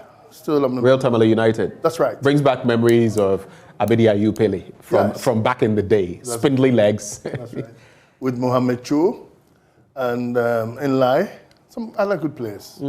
But before we start, may I seize this opportunity to tell Achu's family that he should rest in peace. All is not lost yet. The world is watching, and may he rest in perfect peace. It is indeed a very sad loss. So if you've been following my Twitter pages, I've been talking about this since day one, about how the foreign minister and the our ambassador in Turkey should give us daily updates. But I must commend them now. They've done well. From the day Achu's body was found, they've given us update. They've written letters to the public and made sure that we know all that is going on. So this one, may I say kudos to the foreign minister and the ambassador in Turkey. Shirley Ayoko Botre and her team. Some have said, and I run this by Bobby Banson, who joined us for the news review. Some have said that they've done a good job, but we still could have done better, more. Yeah. That he is one of our own. And I brought this up. I want to find out what your take is. People have said on social media that, look, whenever a Ghanaian is affected in some of these instances, whether it was the Libya incident or the Gambian incident, we tend to let things degenerate into what we wouldn't want. And that maybe, just maybe, for all we know, I mean, having been pinned where he was, hunger, thirst, all of that could have set in, blood loss. And that if our team had been able to get hands on deck to look for, because he is ours. Yes, there are other people involved, but if we had done more, maybe we wouldn't be telling the story. What do you think about that? I think they have done well. We had to push them. Because what's the use of an ambassador or the foreign minister? If a Ghanaian gets into trouble anywhere in the world, we have to make sure that Ghana, especially a player who has done so well for Ghana. He played in most of our Cup of Nations. He played in our World Cup. So he's a Ghanaian. And all I was looking for is that they should have given us daily update up to a point. But after a point, it's like they were slugging. But after that, they came up. So, it's 50-50. It's a learning curve. They should do better next time. They should do better next time. Let's talk about you. There are other, extra issues that I would like us to look at. Issues that could affect you if you became president of the country. But I'd like to start from you and your choice of, putting yourself forward to lead the National Democratic Congress and eventually become president of this land. I've listened to you in the past, but I want to find out specifically, when did you get this epiphany? When did you decide that, I'm going to take this on this time? I decided 2 years ago. 2 years ago. And I've been touring, I've been going around, telling people, especially chiefs in the country, went to Togbi. Which Togbi? Afede? No, the Togbi Tekre and the whole Regional House of Chiefs. I met the whole Regional House of Chiefs in the Volta region. I went to Yana, and I went to my own good Otufo, Doti Kokoso. I went to Western region, Nananketia. I've been to most of the chiefs, and I went to Aflao to see some of the chiefs there. So in a way, in a nutshell, I've been around visiting people, telling them my intention of coming to run this country, if the NDC chooses me. Why do you feel Kojo Bonsu is the apt person for the NDC in terms of leading the party into 2024, looking at all the dynamics we have to deal with? Thank you. Have you looked at my CV? I've seen a few things. A few things. So Right. you haven't seen a lot. That puts me in the position to do that. See, I've been in the background for a long time. From Jerry Rawlings to Atameo to His Excellency John Dramani Mahama. Behind the scenes, I've done a lot behind the scenes. And I believe that this is the time for me to come around for the high office and the leadership of NDC. Tell me, on your CV, which are those things that you feel, look, because I've done this. In sports, you've told us what you've done. We all know the work you did as mayor of Kumasi and some of the roles you've played within your party, the NDC. But what do you feel, since you're talking about your CV, what do you feel is in there that is testament to your leadership powers that should make people want to give you the nod for your party and nationally eventually? A lot. Behind the scenes, I've done a lot. Tell us about At Goyle, I rebranded Goyle, brought it to this situation, state that Goyle is in now. I've been the chairman of the National Sports Council. I rebranded National Sports Council. Obviously, Kumasi, you know about it. And Adidas, the whole West Africa, and what I did for Ghana football. And also as a team manager for Ghana football. And I think I've done a lot. That helps for everybody to know that, look, the man is visionary. He has more ideas to be, and if you look at it, wherever I've been, has been a success. And whatever I've touched has come to, and I'm ready to serve the people. You do realize that becoming president is on a much, much bigger scale. People will say that running a country is like running a business, just on a much larger scale. You're going to be the CEO of the country. And when you look at your CV and what you're bringing to bear versus that on the other side, those you're likely going to face in the current administration and even within your party. Let's start from your party. A certain John Dramani Mahama looms large on your party. Some have said economically, in terms of his being the figurehead or arrowhead, in terms of his having been there and done that as a former president, the clout he wields, and all that. How does that make you feel? Mukaya ni Mukwaba. Someone must go for someone to come. Yes. And also, he has done a lot, yes, I admit that. He has done a lot for NDC, and so it's on the ticket of NDC that he's run. I've said many times that, look, if you become a leader of a party, whatever you do is for the party, not for you as an individual. His Excellency has done so much for NDC, but it's about time that we have something new for Ghana. And because of democracy, anybody can challenge anybody. It's not a fight, it's not acrimonious, but we have to be able to move on and come up with something very new for the country. And that is what I represent. What newness exactly? What is the refreshing bits that you will bring to bear if the NDC gave you the nod? A lot of things, notwithstanding all the good things that His Excellency John Dramani has done, but you have a way of doing things, a new style, and I could do it better if I'm the one running the show. So there are a lot of new things that the youth of Ghana want to see, not that kind of old system that we have, and no. We need to bring something new. And the people are yearning for something new. And that is where Kojo Bonsu comes in. The former president is more of a juggernaut, a force to reckon with within your party. How do you mean to upend his bid if he officially declares to stand again? It's what I have for the people, especially the delegates. We haven't gotten to the national yet, especially to the delegates. And within the party, What you're telling them is what we want to let them know. And it's not acrimonious. It's not a fight. It is just a contest. Look, I give him the highest respect that he's done good for the party, but it doesn't mean that we should leave it just like that for him to run alone. You mentioned delegates, and Sir John of blessed memory from the other end will tell you, fear delegates. There's a whole lot that in our political system we know happens sometimes. Things exchange hands and delegates could be compromised. And I'm saying some of them, not all of them, but we've seen it happen in different ways, places, and people talk about them.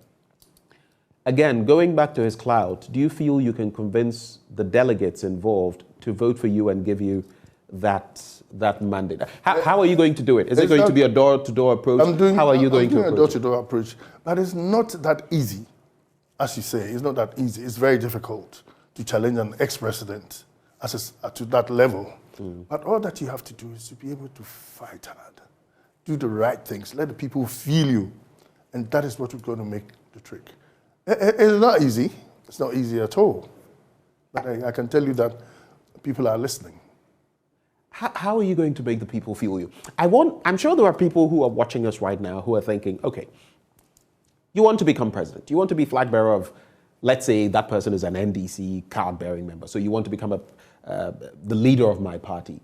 How are you going to convince me that, yes, you're saying something new, fresh ideas and all of that? What exactly are you going to use to convince me? Because anyone could come and say, I'm bringing a renewed spirit, I want to do this and that, but what exactly? What is the pinpoint of Kojo Bonsu? A grassroots man. I listen to the people on the ground and I go granular. There are a lot of things that our party and a lot of conversation that we need to have. And this is what I'm trying to discuss with the people on the ground. That's granular. When we win elections, it is like who you know. But I'm saying that no, it shouldn't be like that. If you're able to work harder and you are from Bomprugi Yoyo, you are from Sapsugu Tatali, and you do well, you should be seen. And some of the people on the ground are saying that when NDC is in power, they don't get jobs.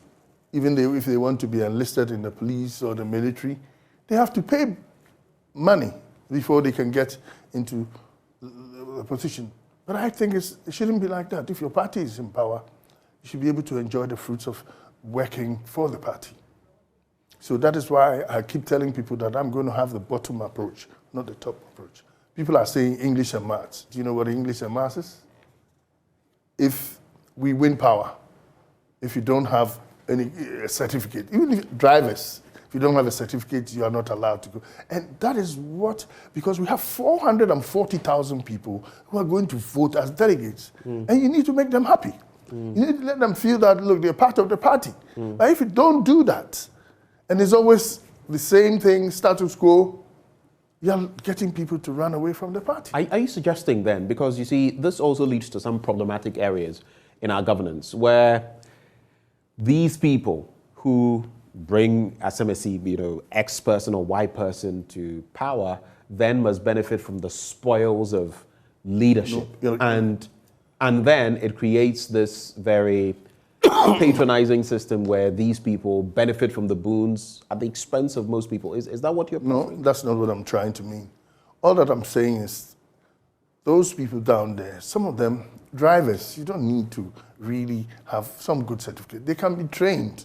Okay. Drivers, laborers, cleaners, all those people are people that we can give jobs to so that you maintain and make the party very happy.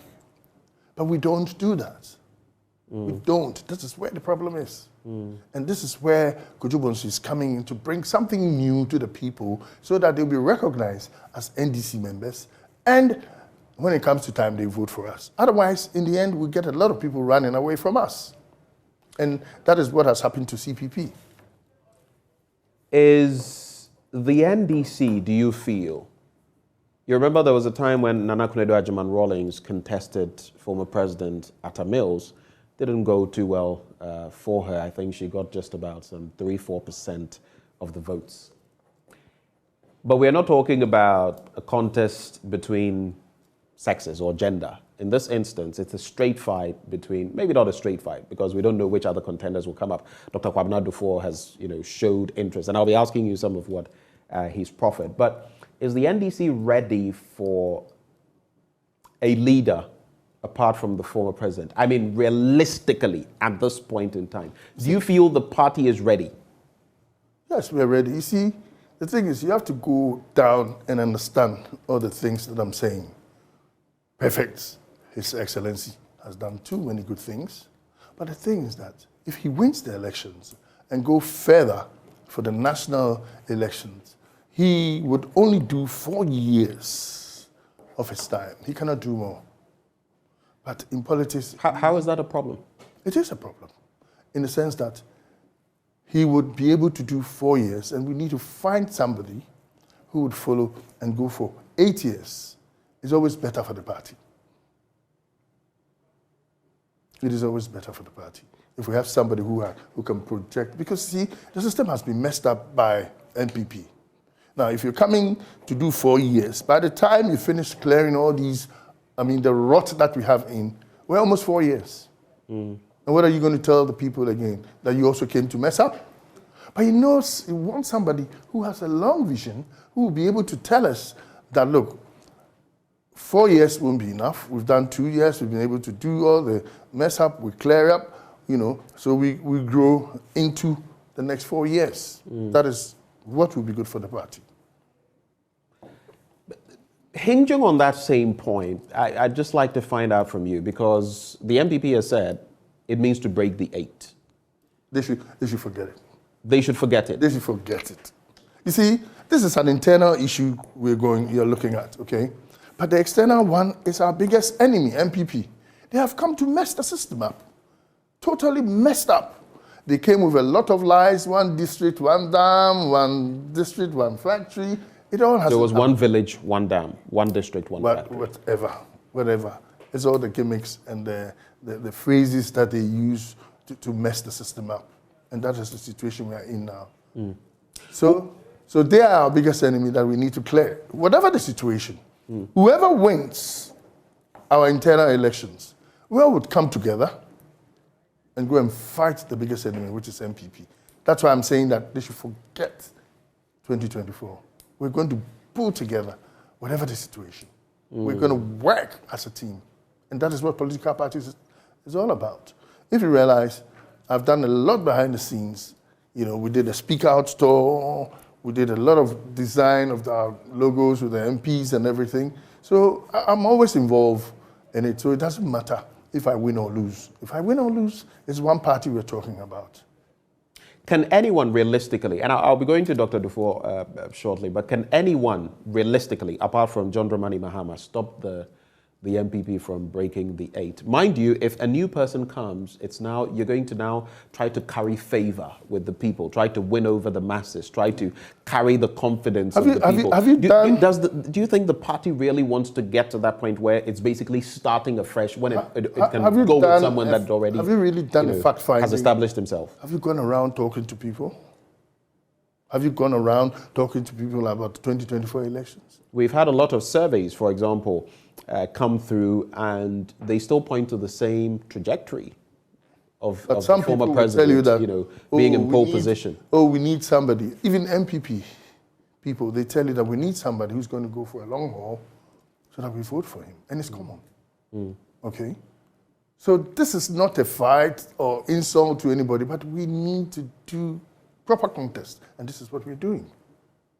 Let me bring in, you've already started talking about the challenges that this administration has, left us mired in. One of them, the economic challenge, which has left us or led us to the domestic debt exchange program. But before we get into that, I'd like you to listen to Dr. Kwabena Dufour, who has also been speaking to these issues. And he says the economic management team ought to be dismantled. What's your take? But before you give me your take, let's watch this.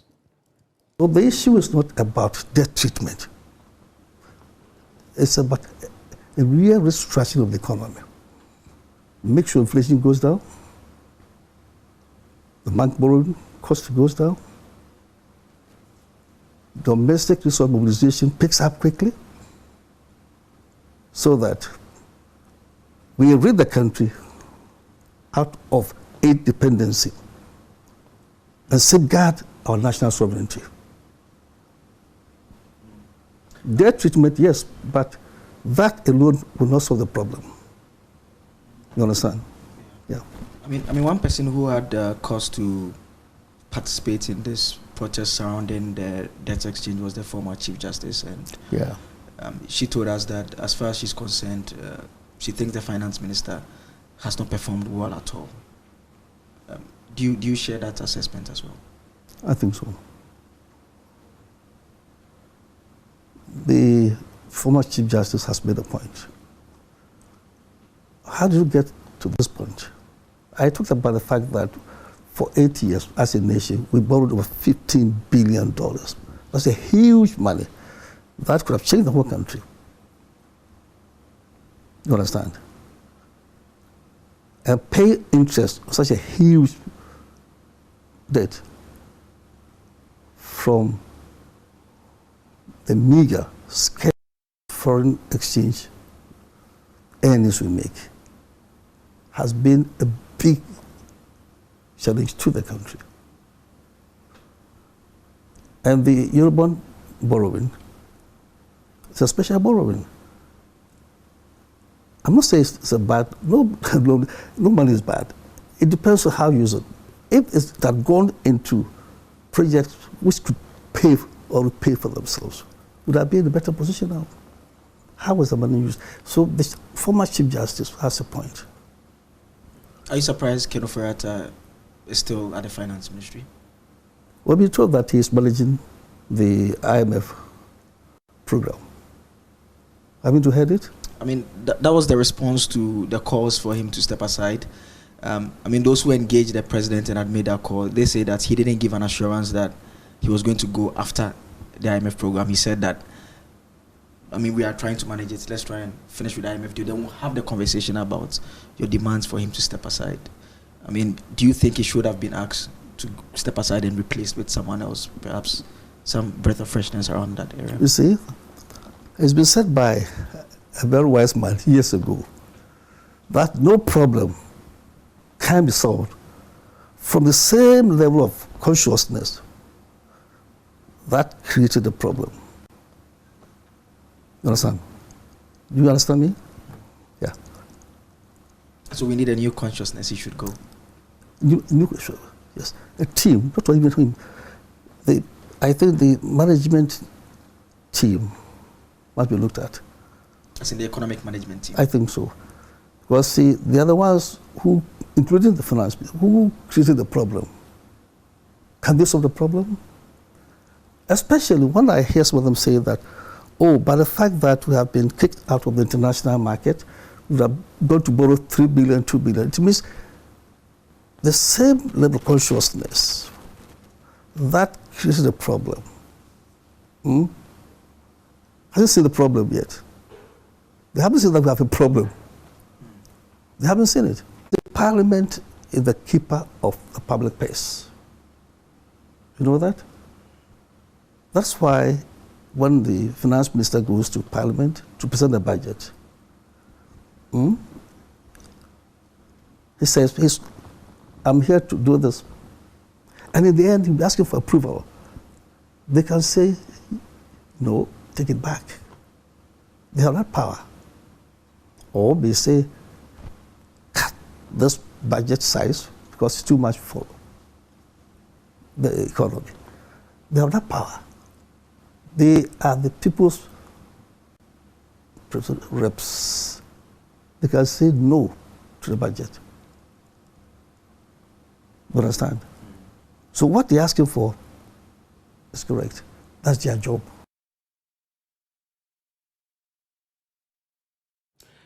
So that's a former governor of the Bank of Ghana, former finance minister, saying we have gotten to this hole because the economic management team got us here.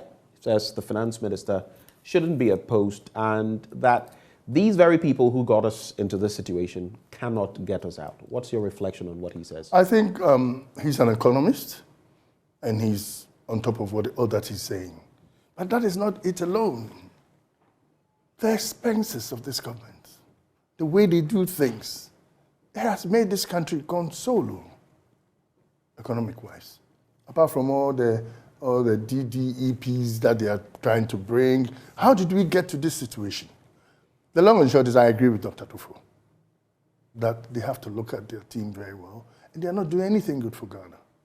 They're not doing anything. When you say look at their team very well, some have also suggested, what do? Do you create a vacuum in leadership? We are in a deep hole. If you don't get the right people to extricate you from that hole, you could find yourself deeper down that hole. So in terms of calling for new leadership, you must also be careful, else you exacerbate the situation. Are you saying we don't have any group of people or... Tell that to the MPP. Tell that to the MPP. People have said, replace Ken Ofori-Atta. He's still at post. And the president has given reason for that. It is a very sad situation because the president came on a national broadcast to tell us that he's going to handle, in 3 weeks, he's going to handle these IMF solutions and that sort of thing. And after that, he will go. He's still sitting on the same position. And even recently, he was offered a new portfolio. It was later diverted and given to someone else. Yes, but I mean, if you think of it, that means Ethiopia attitude, and it's not good. This country is messing up. There's the lands minister who has taken up the How did we get to this situation? Over expense. I'm not an economist, but you can see that we have messed up. A president moves to 52 Land Cruisers. Have you valued one Land Cruiser? It's about $180,000. Multiplied by 12 cities, plus 3 people in each Land Cruiser. If they travel out of Accra or go to Tamale or something, 3 people in each Land Cruiser. So if you look at it, you're talking about 150 people. A whole Tundra carries one chair. Doesn't make... You're talking of the president's chair. That is the issue. So, I mean, what are we doing? We're not showing anything good for our people. We're just mishandling the economy. Go and hire an aircraft with a bed and everything inside, whereas you can do a commercial flight, do exactly the same thing that you want to do, just go into a hotel, refresh it up for your next event. I think we are not cutting our code to our size. We are mismanaging, misspending, and that is why we're in this situation now. Let me ask you, we're all talking about the economy, and it's been one of the most prominent issues on which people have voted in Ghana, all the way from the start, the very inception of the Fourth Republic, but especially from the 2000s up to now. You may not be an economist, but I'm sure on the back of all the things you're seeing and where we've ended up, and of course an IMF deal knocking on the doors of the IMF, you would have a plan. What would be your approach if Ghanaians, if the NDC first of all voted for you as flag bearer, and if you did become president in 2024, what would be your approach in terms of our economy? Mind you, by that time, we would likely be under an IMF program. We would have that to grapple with. I mean, in all likelihood, that is what we want. Who told you IMF will come and better Ghana? It's not about bettering Ghana. We need to shore up our economy. We need stability, and it's the IMF that can give us that. If we look at, I have pillars that we can bring Ghana back to economic stability. 1, unity, peace, national security, economic stability, discipline. Okay? These are the 5 main pillars. And with economic stability, I'll put in what you call industrial agriculture.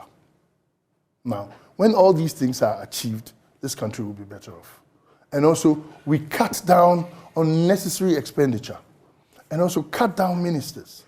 At the moment, we have about 106 ministers. We can bring it down to 60, 65. Is that a safe figure that if we had a Kojo Bonsu in the office, you would bring it down to 65? I'll bring it down.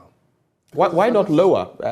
Recently, we've seen other presidents, Malawi's Lazarus Chakwera, actually moved his cabinet from 31 or so to 20-something. Others are doing even better. Why not that? You can't just rush into cutting it down, but you go into 1 and you go into 2. So you start with 65 and you see whether things are going, then you bring it down. That is the better approach. you know, and unnecessary expenditure. Unnecessary expenditure. And this is what is bringing us to this point. COVID has come to show us that you don't have to travel with an entourage of 10 people to UK or to Germany for a contract. You can do a Zoom meeting. They will email the contract that you've discussed to you, send you pictures of whatever. Then you look at it, you sign it, and you courier it back. It saves us a lot of money by sending an entourage, hotel bills, costs. We've been told that part of that has been cut in recent times. If a travel is not, you know, one without which we cannot dispense. They say it. But it will not be done. They say but you're aware there is a policy like that. Oh, that's what they say all the time. But look, it's not happening. Apart from that, you know, a whole lot of new things that you're doing, you know, money, expenditure and everything. Let's cut our coats according to our size, and this economy will be better. You speak of economic stability and some sort of industrial agriculture. You've spoken about unity, peace, national security. Later on the bit about national security, I'll be taking you to Boku to react to the situation there. But before that, industrial agriculture, what do you have in mind? A lot. We have planting for food and jobs, rearing for food and jobs, and all of that. If we've not seen the output, what makes you think this industrial agriculture you're speaking of? Industrial agriculture. I've never seen any farmer who has planted yellow corn for 1 kilometer. There's no farmer in this country who has a 1 kilometer line. I went to Brazil. I sat in the helicopter for 2 hours. I was on a maize plantation. Yeah. And is it difficult for us to do? All we need to do, the DCEs in this country and MCEs are sitting in Nizam Patrols, that costs about 190,000. Okay? All you do is that we're going into agriculture. Help people to do big farming so that we can get mechanized farming. Yes, that's industrial. So all the equipment like combine harvesters, plowing, planters, whatever, okay, you buy it for the district assembly. Than to go and buy Land Cruisers. So when they have it, they can rent it to the farmers. Because at the moment, if you rent a combine, a plower, it's 200, 300 cedis. The farmers don't have the money. So because of that, they cannot grow or they cannot do bigger farms. So you need to make sure that this local government system will support the farmers. Now, when you support the farmers, one, we are going to get economic stability because we're going to have food. And after food, we can use some for production. And after that, when we have excess, we can look at export. Then we are coming to economic stability. So I believe that all these things must change for a better Ghana. Which cash crops, and in terms of food security, which crops would you be targeting? I bring this up because, look, we focused on cocoa for a long time. I have worked both in Ghana and Brazil, like you mentioned, and I am very familiar with the Brazilian terrain as far as this is concerned.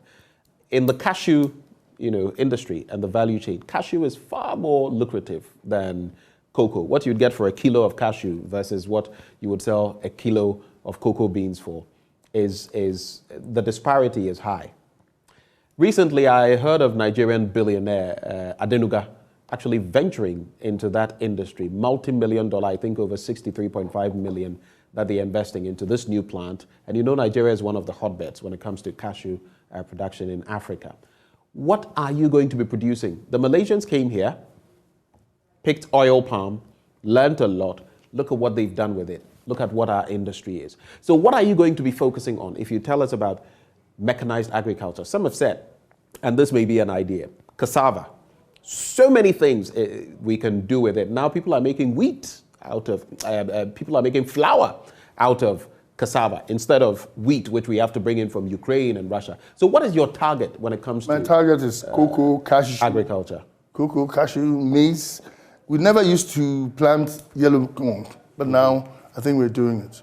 So cocoa, cashew, maize, cassava, and many other things for local consumption, even tomatoes. You get what I mean? So let's look at these four.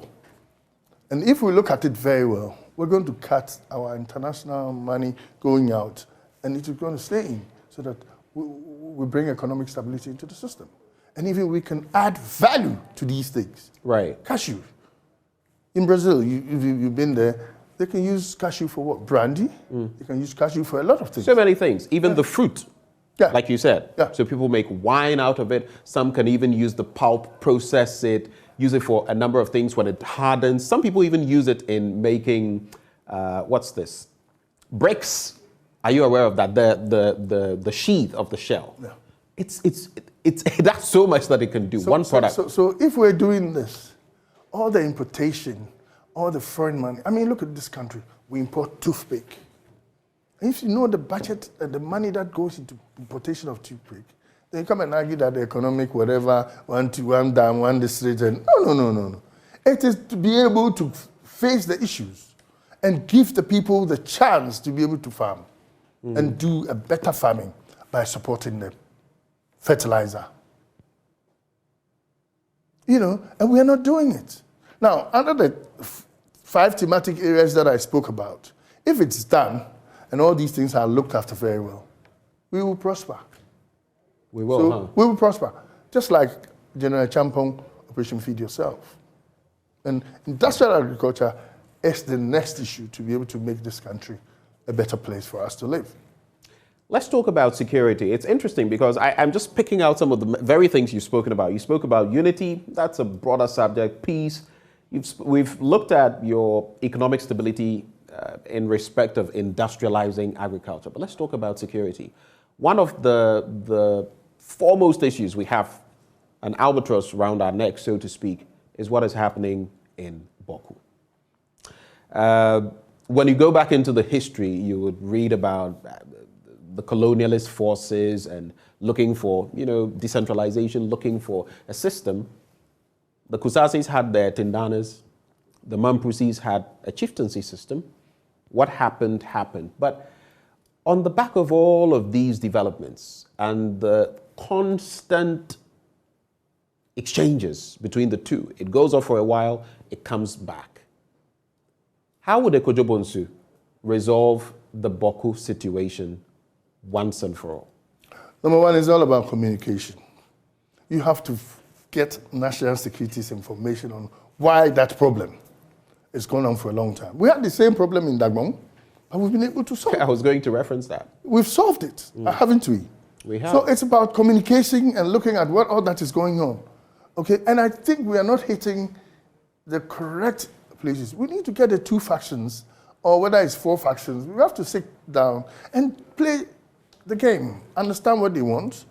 Government should provide so that we can have security. Because in Boku area, you're crossing to Togo, Burkina, Niger, and mostly the insurgents are around this area.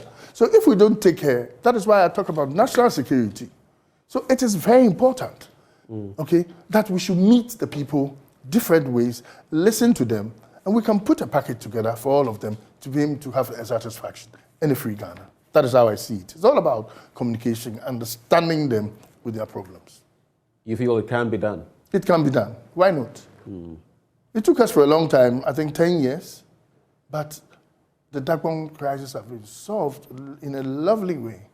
So we can do it. Let's come back and focus a bit more on you. During your tenure in office, was it 2013, thereabouts, to 2015? Yeah, 2016. 2016. You had quite a bit of pushback from market women, among others, with some of the initiatives you started. Recently, we saw the Ashanti Regional Minister, Simon Osei-Mensah, also lamenting same, trying to move people to the Ketia market and to other stores allocated, and yet people wanted to be selling at the sides of the road. He was, communicating this to Otumfuo, which tells you how desperate the situation is. The regional minister is not able to do much about it. Our reporter on the ground, Nana Boakye Yadom, tells us that it's a very difficult situation. What do you make of the situation in Kumasi? What is peculiar about that problem, and how do you feel it can be resolved? It can be resolved. Kumasi is the center of the country, okay? The real population of Kumasi is about 2.9 million people. But during the day, we get an influx of people from the north, south, east, west to trade in Kumasi. So it goes up to almost about 5 million, but in the night, they all split and go back to their areas. Now, they should be able to, I managed it. I managed it very well. You should be able to understand the people, communicate with them, tell them what is not good, what is good, before you take an action. Because you can't just surprise them. I mean, it got to a point in Kumasi, they didn't understand me.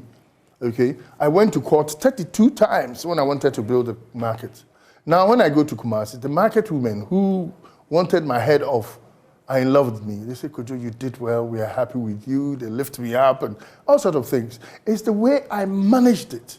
It's difficult, it's not easy, but you need to manage all the parties and make sure that, look, you tell them that, look, if you sell on the roadside, the probability of you causing traffic and you causing mayhem around the area is an issue. How do you solve it with them? These are issues that you need to dialogue because they're very recalcitrant. They wouldn't allow you. The people are very recalcitrant. Yes. The market people. The market, everybody, not only the market women, everybody, people selling, people coming on the street and that sort of thing. You need to manage it. As a mayor in Kumasi, if you're able to manage these things very well, you come on top. And that is what I did. And so we need that stern hand, basically, to you have to be, shift the thinking. I wouldn't use the word stern. You have to be firm, okay, and dialogue as well. You don't just get up and push. They have market leaders, market queens, and people, they call them, tell them, and listen to them, and you know the kind of approach you want to do. Then you go with that. But if you start pushing it onto them, going there, you're going to have a pushback. You know, there is political capital and political cost. In other words, collateral damage that one could suffer with some of these initiatives. Already, the NPP administration has suffered its fair share of unpopularity on the back of recent, not so recent dynamics that are happening, the economy and others.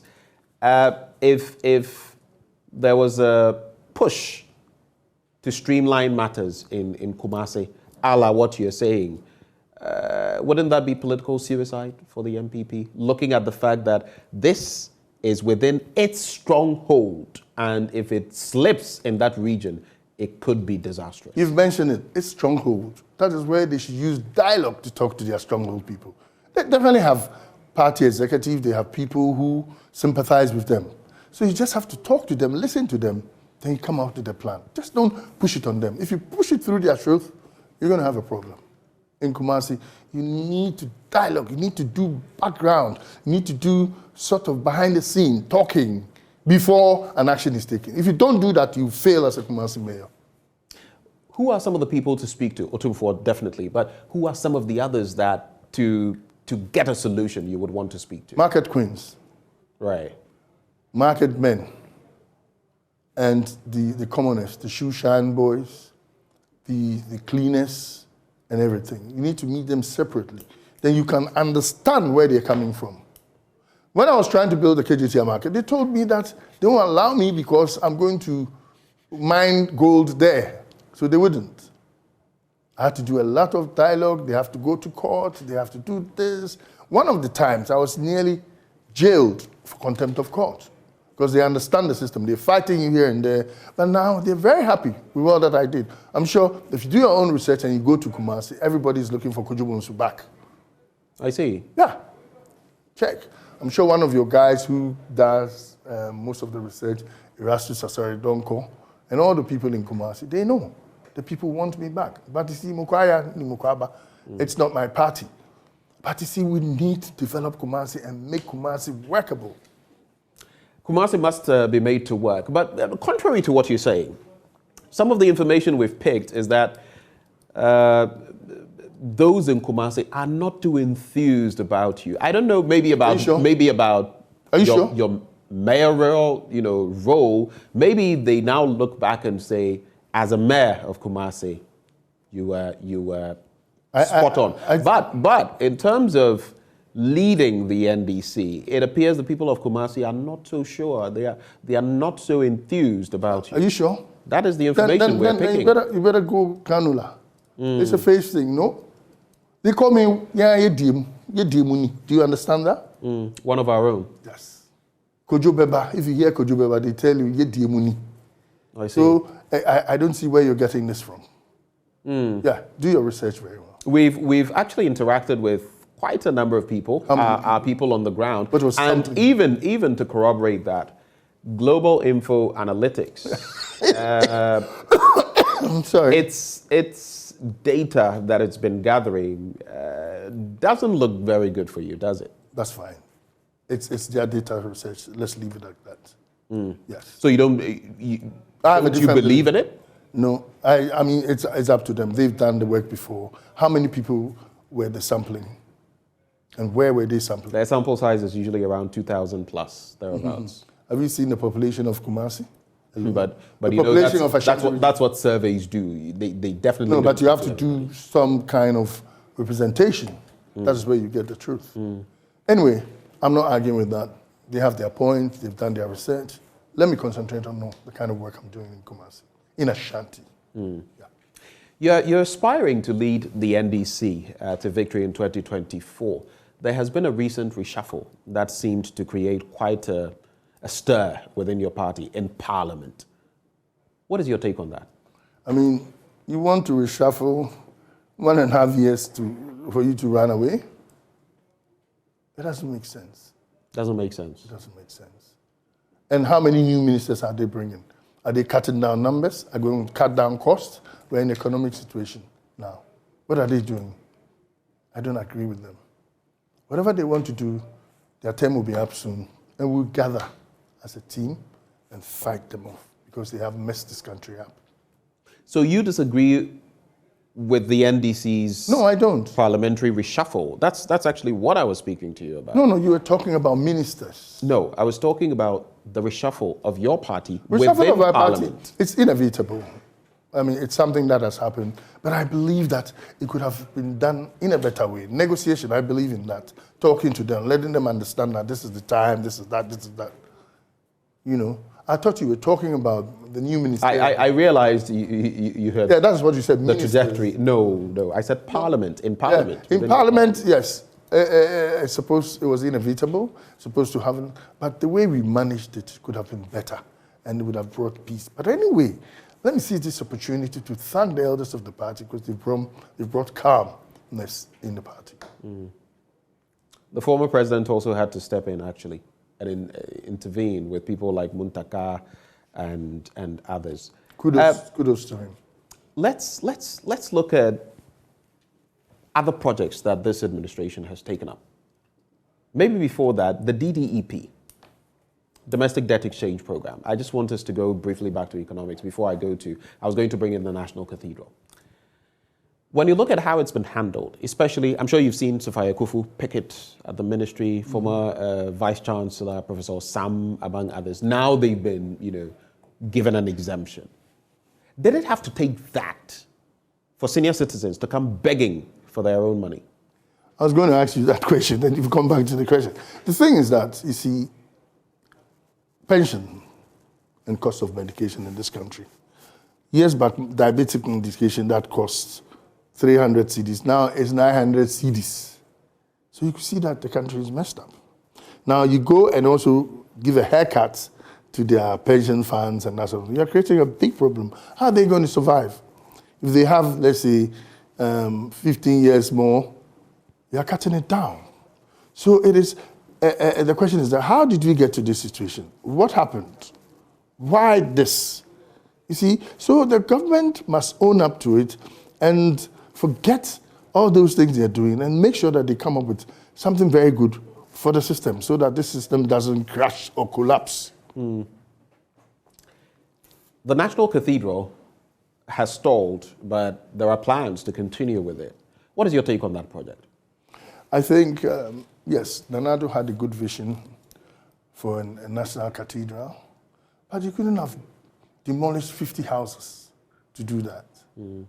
Houses belonging to judges, some belonging to private entities, the National Scholarship Secretariat, Ghana Scholarship Secretariat, among others. A lot of money. You see, we have a lot of land at the Dodua, outskirts of Accra, towards Aburi.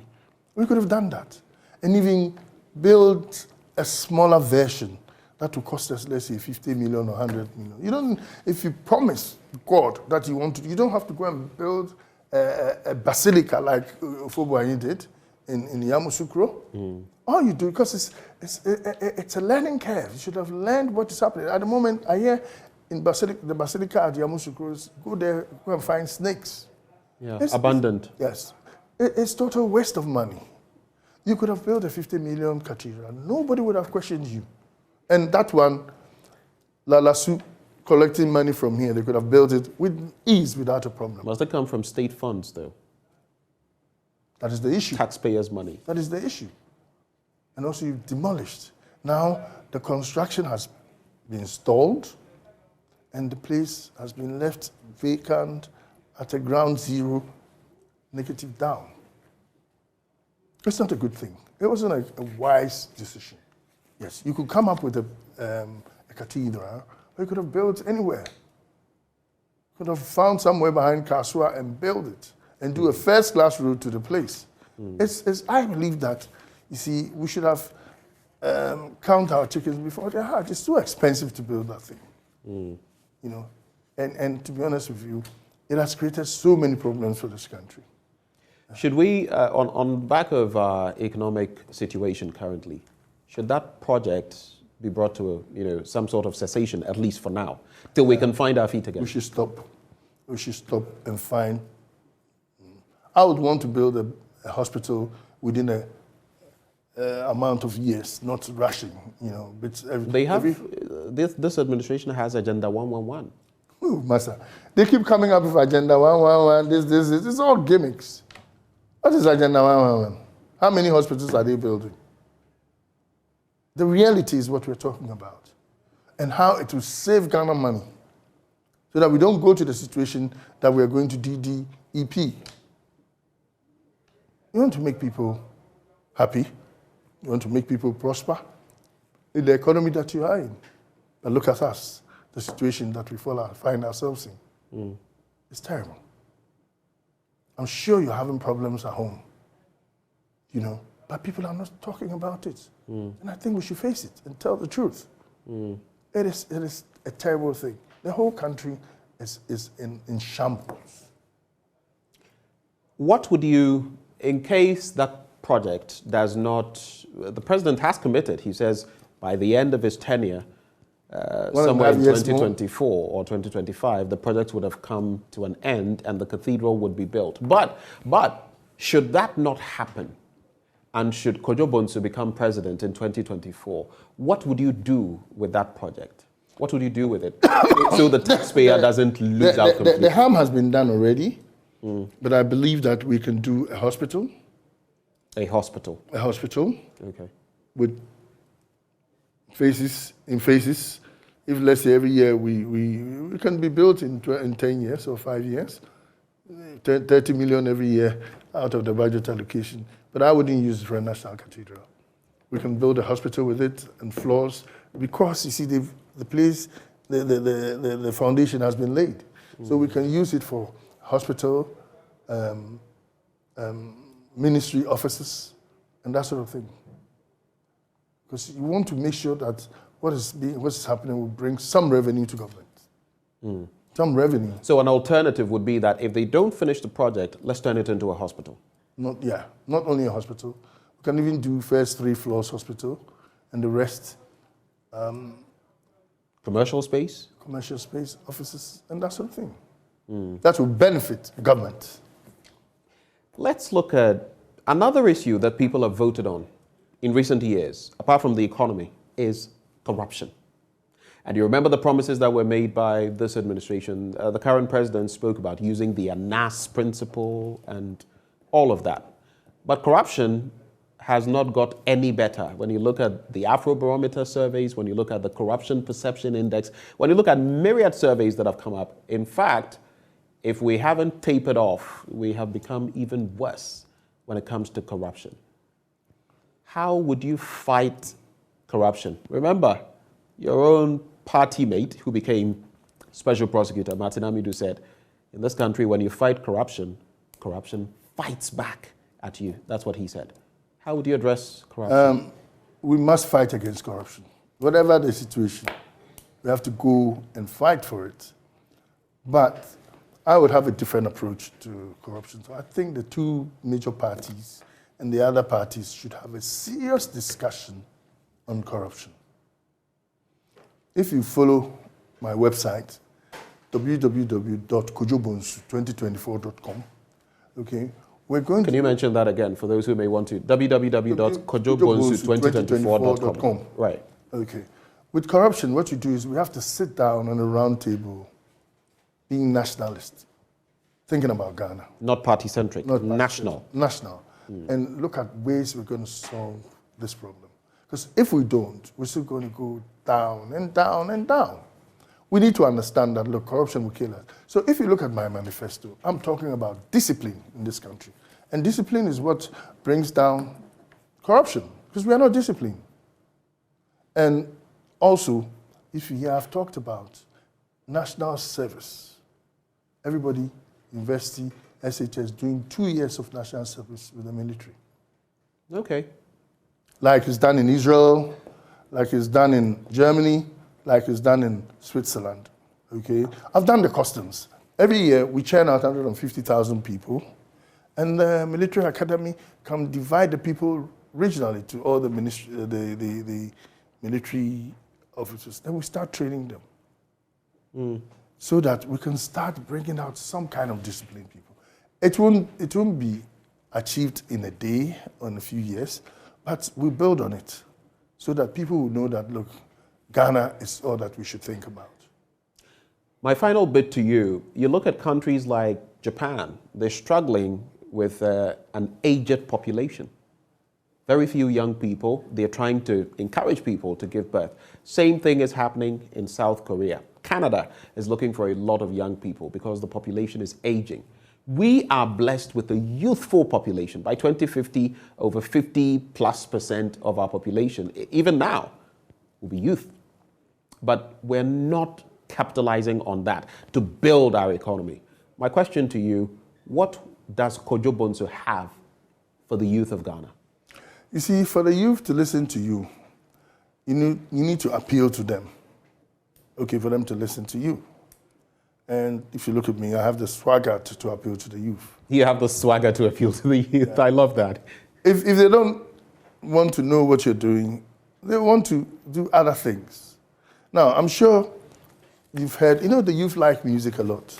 Right. And as a president, I'm going to come up with something. In Europe, they call Eurovision contest. Oh, yeah. The one that Ukraine, yeah. Very prominent. Yeah. So we do it regional. So every region, if you win, let's say you get 100,000. So people will get into the music industry. Okay? So maybe this could be a Ghana Vision rather than a Eurovision. Yeah. We'll change it Ghana Vision or Afrovision contest in Ghana. So the youth who love music, who use their phone for a lot of things, I'm sure what you see what is happening on TikTok. So they do that. You win your region, first gets 100,000, second gets something. Then you go to national. Then national, you get 1 million plus a record label.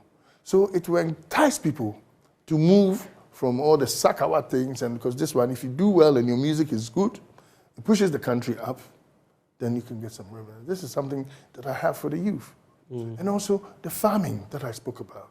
If, let's say, you start a big farm, 0.5 kilometer of maize farm, and they see that you have been able to get money, immediately you start harvesting your maize. Suddenly you go to Toyota, buy a new Corolla. They realize that, this money, they do well. So we follow on. They also go into farming. These are things that you need to start communication to it for the people to get involved. And when they get involved, we're okay. So I have a lot for the youth. Final words in some 20 seconds. All I'm telling my delegates is that vote for Kojo Bonsu to bring all that you want. As I told you, that I am going to provide 276 offices in all the orphan and all the constituencies so that you can run your business. I'm also going to open bank accounts for all the constituencies so that it can be run as a corporate.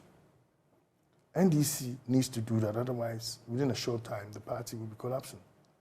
So delegates, listen to me and vote Kojo. I'm ready to serve with something very new, my new presentation for the people. Mr. Bonsu, thank you so much Thank you for having breakfast with us this morning on the breakfast. AM show. We've had breakfast with the issues, actually. That is former Mayor of Kumasi, Kojo Bonsu, and he wants to be flag bearer of the NDC and also become president in 2024. Stay with us after the break. We have Drive Safe, and we're also going to be engaging the staff, the students of the Kumasi Technical University. But before we take that break, are you looking for a job in the world of technology? Are you looking for a platform that equips you to land your dream job in technology? Well, then the 2023 edition of the Job Fair, Tech Job Fair, is for you.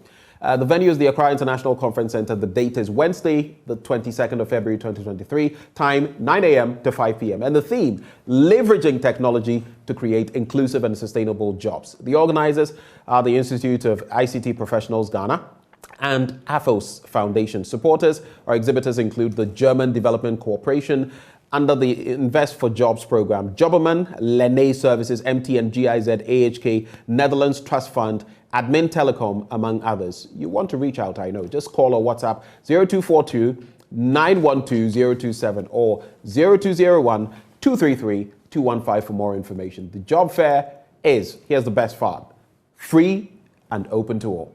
Do stay with us. We'll be back with more on the AM show.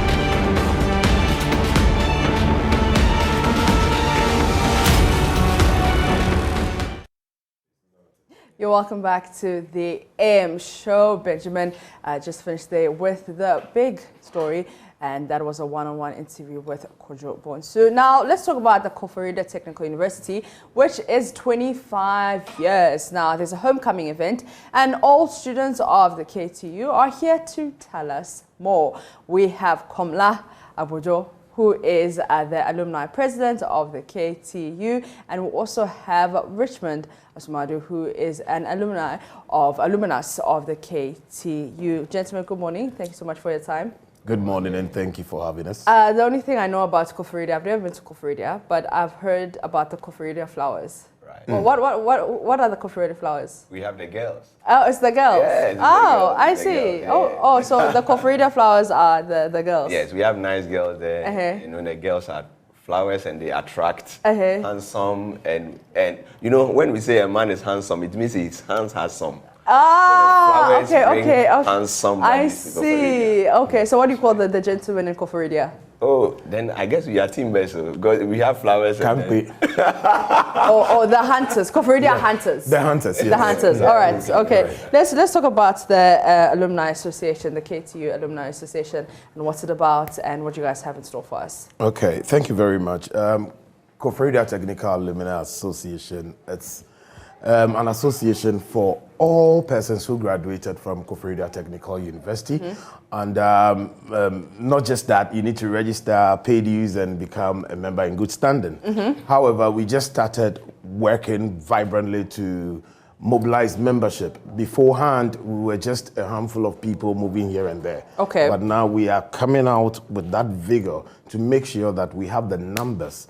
Without numbers, association has nothing to offer. Definitely. Exactly. So by virtue of that, we were able to reach out to our brother here, who is well established as an entrepreneur. That's right. And he's even going to speak at one of our events. Okay. Yes. Yeah. So once we're able to mobilize membership, that is when we can mobilize funds and go back to school and support the university. Okay. As it stands, we want to support the university with a clinic project. Okay. Which is ongoing. So once we are able to get it done, I'm sure there are other projects that we can take on to support the university. Okay.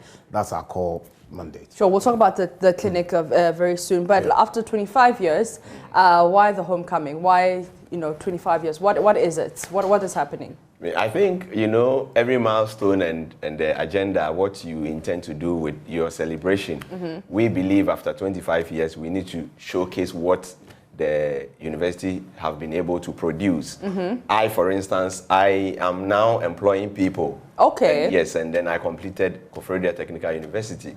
So it is worth. Do you mind if I ask when? Yes, 2002, 2005. I completed 2005. 2005? Yeah. 2004. 2004, Yeah, okay. So he was ahead of me. Okay, I'm with my senior right I was your PRO then, right? Yes, yes. Okay, okay, all right. So, you know, in moments like this, we need to gather, we need to build. It's 25 years. It can't just be 25 years.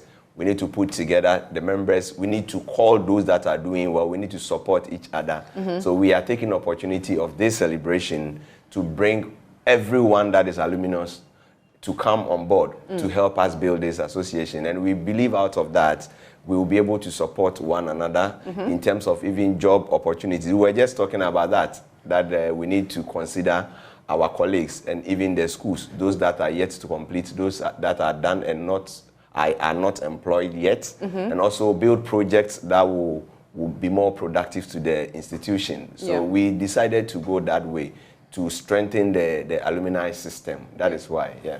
All right, so let's talk about the theme of your homecoming event. And homecoming is on Wednesday, and the theme is bridging the gap between academia and industry. Tell me about that.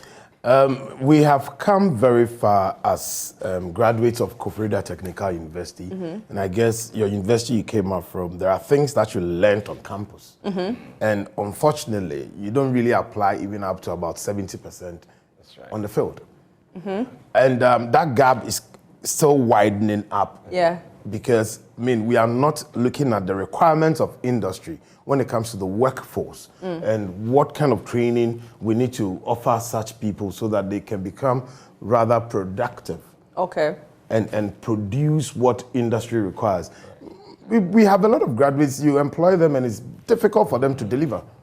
Because there are basic things that they do not have. Things like integrity. Okay. Things like trust, reliability. Discipline. Yeah. You see, you don't just teach courses and leave them in vacuum.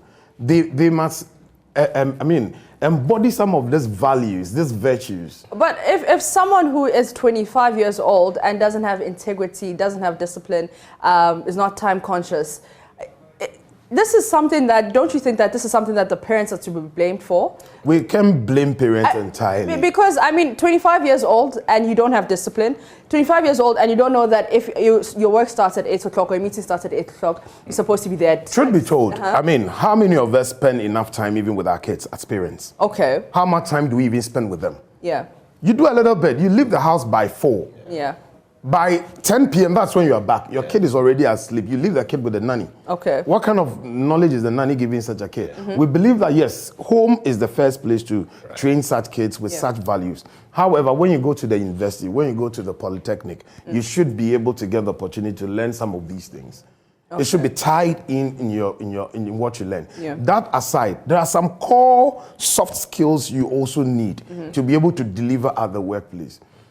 It will interest you to know that when you go to some of the technical universities or polytechnic or the traditional universities, an accounting student needs basic softwares or applications to be able to perform accounting properly in today's job market. Yeah. However, you don't get those training. You come out, you need to go and pay and do some courses here and there. We believe that thing might stop. Okay. We must look at the demand. Digital marketing is the way to go. How come we are still doing all the traditional marketing the same way we were doing 20 years ago? Yeah. Why are we not changing? Why is the syllabus not changing? What is going on? So we want to meet on Wednesday as alumni and professionals. Yeah. The faculty members are willing to be there. The lecturers, the deans, the directors, they are all coming to the program so that we share ideas. Sure. How can we turn things around and change the story of Koforidua Technical University? Talking about sharing ideas, Richmond, you'll be speaking at the event. What are some of the ideas that you'll be sharing? What will you be touching on? Okay, I will be touching on more of people believing in themselves. Okay. And then pursuing what they believe in, you know. Okay. I am not an IT student. I did marketing at Koforidua Technical University, but I own one of the finest technology companies in Ghana. That's right. You won an award recently? Yes. I was the best technology entrepreneur for the year 2022. Okay. Ghana Startup Awards. Oh, that's lovely. Yes. So okay. When I speak to people about that, it means I am doing practicals. It's not theory. I am living it. You can do marketing and own a technology company. And we assemble mobile phones, laptops, kiddie tablets, and I am the brain behind One Child, One Tablet. I launched it 2015. That's right. Yes. Yeah. And then also, we roll out a project to empower the rural areas with technology. As my brother said earlier on, there are even university graduates that don't even know their way around computer, just basic Microsoft, PowerPoint, and Excel. I interview people and I recruit people, and it's very sad to know that there is that gap. So if we can bridge it, it will help. Yeah. You don't need to finish school. After paying all these school fees, you get employment and you can't find your way around the job. So I'll be speaking about empowering them, believing in themselves, going all out to achieve whatever dream they believe in. Though we are having a lot of issues in our country, you can still work your way around it. If you set your mind at it, and then you put together the right resources, you attract the right people, the right personnel, the right resources you need to build whatever business you believe you are called to do. Yeah. So that is what I'll be speaking about. And I believe by the time I am done with my section, we'll get more entrepreneurs, we'll get more people that will go all out there to start something with their life. Yeah. And we will not just leave it there, we will support them financially. I have a hub, Bridge Hub, that supports startup and entrepreneurs. If you have an idea, just come and pitch to us. If it is viable, we put money into it, and then we are good to go. And this is what kind of ideas? So any business idea? Any business idea, yeah. But we are more focused on technology, agriculture, and production. Okay. Yes. Okay. But if you have any idea, ideas are very powerful. Yeah. One idea can transform the whole Ghana. Definitely. Facebook is just an idea. Yeah. Born by one person, and now it runs into billions of cedis or dollars, sorry. Yeah. But now we are in Ghana here, and I believe two things can transform Ghana: technology and agriculture. When we get these two things right, we will be flying as a nation. Yeah. So my company and my team are focused on that, and come Wednesday, we'll be pushing towards that agenda, and we believe that it will be very fruitful, and by the end of the program, will make maximum impact. Yeah. Okay, Komla, Yes. what are some of the things and ideas you'll be touching on? I will be looking at how we can, together as an alumni association, get members involved. My primary focus is the drive. Okay. Mobilization drive. Okay. Mobilization. That's all I want to do for the year. Okay. So that our numbers should increase. So that when we say we want to contribute money towards a project, it becomes easier for us. Yeah. When it's time for us to support the unemployed amongst us, we are able to identify them. Sure. We can't just do that in vacuum if we don't know our people. So that's the drive for the year. And this homecoming has so many phases. The first phase is the public lecture that we'll be having on Wednesday. Sure. Once we're done with the public lecture, and we'll be coming back on the 24th and 25th of March to have a sports festival on campus. We'll be playing with the students. We'll kind of play with them, have fun with them. Sure. Then we'll come back on the 21st and 22nd of April.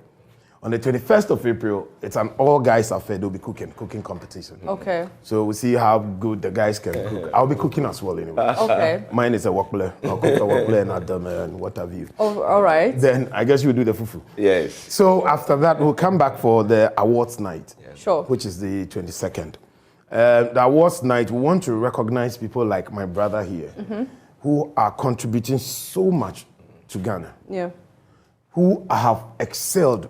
You know, let me say this, I beg you. Go ahead. He's an HND product. I was an HND product. Yeah. My brother started a company, a business which is employing over 100 people. He doesn't have a degree. Yeah. Yeah. Okay. Yeah. And I respect him for that. That's Yeah. right. The foundation we got. It's not just about the fancy degrees, the deep masters or PhDs. Yeah. It's about what you do with the little training you got That from you KTU. have. Yeah. Exactly. So we want to create an entrepreneurs hub where we'll put some of these people together and they'll give opportunities to the younger ones. Yeah. So we are recognizing them on the 22nd of April just to ensure that they feel recognized. Yeah. You know, if you're not recognized, you don't really see why you should even go and support. Yeah. I mean, so he, for instance, is supporting us. Sure. Others are coming in. He's invited a couple of them to come and witness what we are doing. Yeah. So that at the end of the day, they go like, okay, fine, let's support this. Let's do this. The investor needs this. How do we get it? Sometimes it's not the money. It's the connect, a phone call. That is true. To call in the right person. Yeah. We being here, it was the right connect. Yeah. Just the right connect. Once you have the right connect, you make progress. Oh, there's a pot you buy in the house. They're already fighting. They're already fighting. Oh, okay. You see, so yes. So basically, we want to come home. We want our people to come home. KTU needs you. It used to be one-story building, university. Trust me, Polytechnic. The administration block was up, the first floor. Lecture theaters were down. At the tail end, we had a dormitory for the females when the Polytechnic started. Downstairs, we had a sick bay and a security checkpoint. Then the rest were lecture halls. When it's time for lecture, we queue outside. You came to meet that. We wait outside for those inside to finish for us to enter. Before you enter, Things have changed. But what can we do to make it better? Yeah. That is why we are having this homecoming. And you talk about numbers and increasing numbers. Right now, how are your numbers looking? I can confirm that we are in the region of 1,400 and I don't have the actual, but it's in the region of 1,400. Yes. Okay. Yes. And this is within a span of 2 years. Yeah. Okay. Yes. And then what's your goal by the end of the year? We want to reach 5,000 by the end of the year. Hey, wow. We can. Hey, yes, wow. we can. Okay. Being on your platform today, the message is going out to a large number of people. And I must say, I am one of the very, very known persons on campus. Back then, I was a bit of an extrovert, so and I was on campus radio. So our guys would know that, no, their brother is here. Let's go enjoy it. Let's go and support. He said that when he realized I was the one leading affairs, he was excited to join. Oh, lovely. And I'm sure there are a lot more people out there who will be saying same. So that we okay. So, Richmond, they're watching you. They want to join, become part of the association. What would you say to them? All right. I would say they have to try as much as possible to join us. We have an agenda that we are pursuing. They should join us to make it a reality. It will happen with or without them, but it will be beautiful when they join us to make it happen. For the resources, we in our own capacity we will raise, but when we have the numbers, we are able to pull more. So if you are out there listening to us today and you are an alumnus, we are waiting for you. Join us on Wednesday for the public lecture. Don't exempt yourself. We are on Facebook, so you can follow us there, and then also come in person to campus to register. We miss you. Those days on campuses, we used to have fun. We used to have fun, crack jokes, sit at Parliament, and had a big case at the Parliament House. Yeah. We are on AM show, so easy.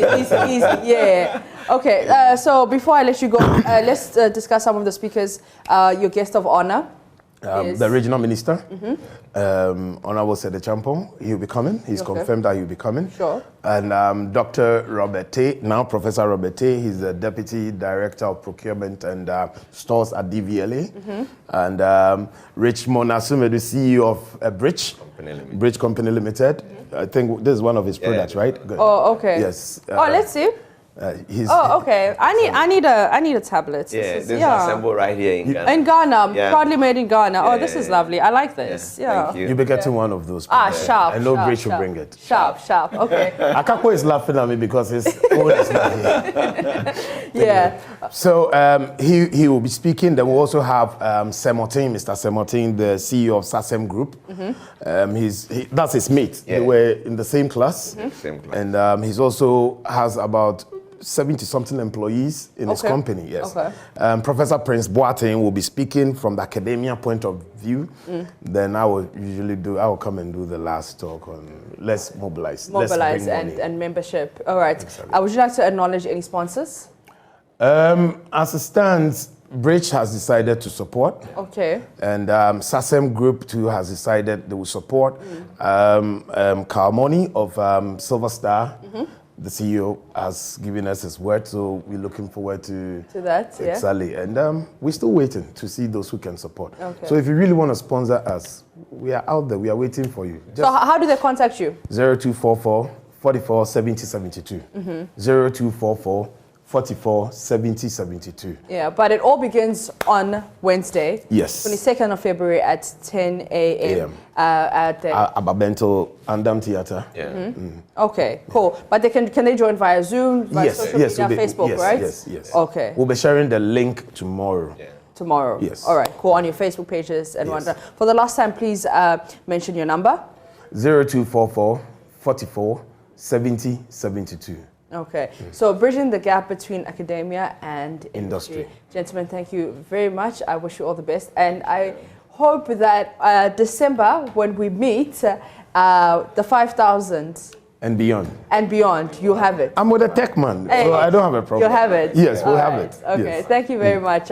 My guests were Komla Wodo, who's the alumni president of KTU, and Richmond Asumadu, who is alumnus of KTU. And they're having a public lecture for their 25th anniversary and homecoming on the 22nd of February at 10 a.m. If you want more details, you can go to their Facebook page for the Zoom link. The theme is Bridging the Gap Between Academia and Industry, the role of the alumni. You're still watching the AM show. We'll be back right after this.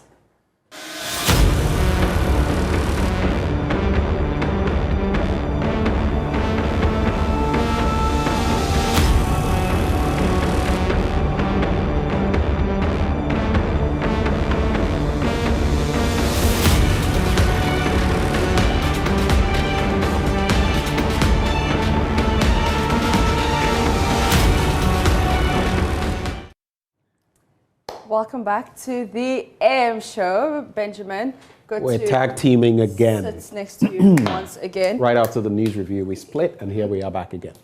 Some painful, memories being shared. Painful and also very good memories being shared by some of Christian Achu's colleagues, fellow sportsmen. Yeah. I mean, it's always so lovely, but also so sad to hear about people speak about someone in such a positive light, and unfortunately that they are no more. So interesting, segments there with Muftau. And just to add, we've also had a lot of people from different places talk about his immense contribution to their education. Mm-hmm. A school he put up. Kids who have benefited, not just children, adults as well. Yeah. In fact, there's this Nigerian, I don't know, Dr. Craze or something of the sort, a comedian. Craze comedian. Who came out to say, look, this guy, I wouldn't have mentioned it, but I was in some dire straits. I think his father had passed or something of the sort. And he reached out to Christian Achu. And Christian, the WhatsApp, shows, he told him, I will support you. I will see to it that you complete, graduate. Yeah. And he did. And also yesterday, it was it Muhammad Kudus? Yeah, he dedicated his goal to Christian Achu. And they nearly gave him a yellow card, but the referee was like, okay, I understand the situation, but next time don't go topless. Well, not even topless, but take off your shirt. But because of the situation and how sensitive it is, I know where you guys are coming from, so I'll cut you some slack this time, but next time don't do it. But let's go to Kumase. Kumase, who is joining us from Kumase? Good morning. I think it's Akonoba. Yeah. Good morning. Yes, and my lovely brother. How are you guys? We're okay, thank you. Oh, we are all in a sorrow, but anyway, life goes on, and God knows best. So, my condolences to his family, most importantly, the wife and the kids, and the twin sister. My condolences to them. God knows best. That's what I can tell them.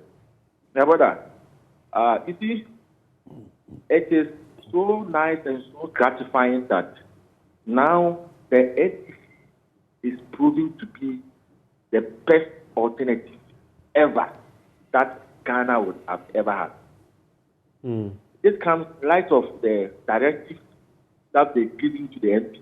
And it is absolutely in order, my brother.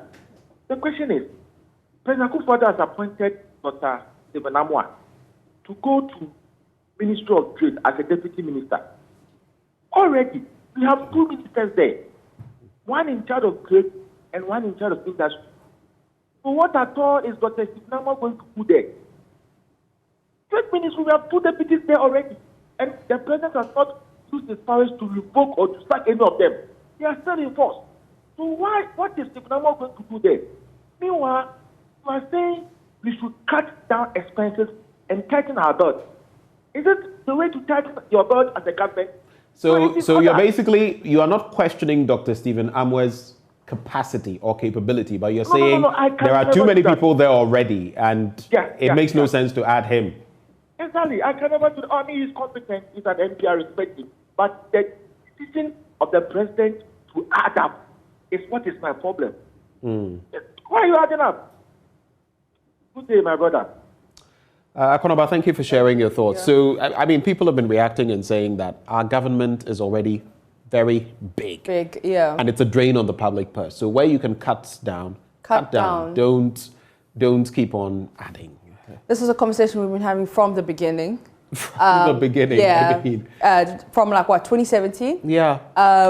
It's 2023. How many years later? 6 years later? Is it 6 years? Yeah, 6 years, right? Yeah. Listening president. People have spoken. Listening president, where are you? But because we're listening presenters, we'll go to Samson. That's a good one. Samson, good morning. Yeah, good morning, Shira. How are you doing? I'm okay. How are you? Yeah, I'm doing well. Yeah, very well. I'm calling from Second D. Mm-hmm. And Honorable Assembly Member at Second D Asafo. Very well. My issue this morning is it has to do with Coach Selastete and how, as a country, we've neglected him. As of now, some of us are aware the man is not in a good shape. He's not well. And I've also heard that the GFA is showing him some allowances and some other things that you're supposed to give him. And I wonder why, as a country, we are not talking about that, or we are not focusing on that. Are we waiting for him to also die before we begin to pour accolades and begin to remember him for the achievements he's done for the country or what? At least, you should be much concerned about the man. He's a human being, he has a family. He's not well. What are you doing about him? Please. That's my concern this morning. Thank you very much. Thank you. Thank you for sharing your thoughts. I was just patiently listening to him because some of what has been put out there about him, we actually put out. Flyers, stories on his situation. If you go on JoyNews on Facebook, you would see quite a number of stories that we've done on Selastete. I think I even saw one where some people... I don't know whether it's a player or someone made some sort of contribution to him, but I totally agree, especially for some of these people who are owed, yes, it was the DIU, who are owed sums of money by the GFA, by the state, and have not been paid. I mean, it's only their due. These people don't have to beg for what they have earned. Yeah, that's true. You know, that's the problem. Well, we have Abindao on the line. Good morning, Abindao. Yeah, good morning, Akakpo and my picture. Good morning. And my picture, Aquaba, so. What's that? In my Aquaba. Pacha Medase. Medase. Anyway, so I wish my condolence to Achu's family. Yeah, and on political issues too, I wish that this thing. Kojo should work hard and then win the presidential primaries for the NDC so that in case any Northerner too wins the primaries for the NPP, that means that the NDC belongs to Northerners and NPP belongs to Southerners. That needs to be broken. So it is my wish and prayer that a Southerner like Kojo wins for the NDC or later, and then another wins for the NPP, so that at least you get to know that nobody belongs to any particular ethnic group. Thank you.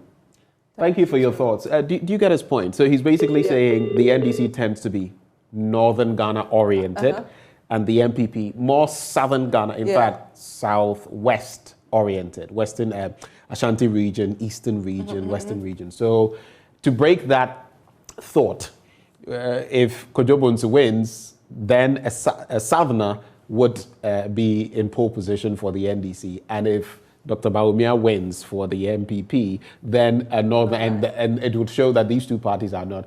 But talk to the delegates and find out whether they would be willing to play that game. Yeah. We have another caller on the line. Yeah, let's go to the Northern region. Good morning. Good morning. Your name, please. This is Alaji LPM. All right. Your thoughts? Alaji what? LPM? Yes, please. Okay, interesting. I just want to use this opportunity to render my sincere apology to the family of Christian Achu. Mm-hmm. Yeah, you see, Ghana, we have one problem. We always wait when somebody dies, then we'll be talking about the good things he has done. Mm-hmm. Why don't we talk about it when he's alive? Yeah. That is one question. You see, there is one man at Bimbala called Badabusi. He has won the 2 African Cups that we've been boasting for far too long, that we've won AFCON 3 times or 4 times. He has won for 2 times of the 4 that we've been boasting. Nobody go and see the condition at which this man is living. It's very bad. Yeah.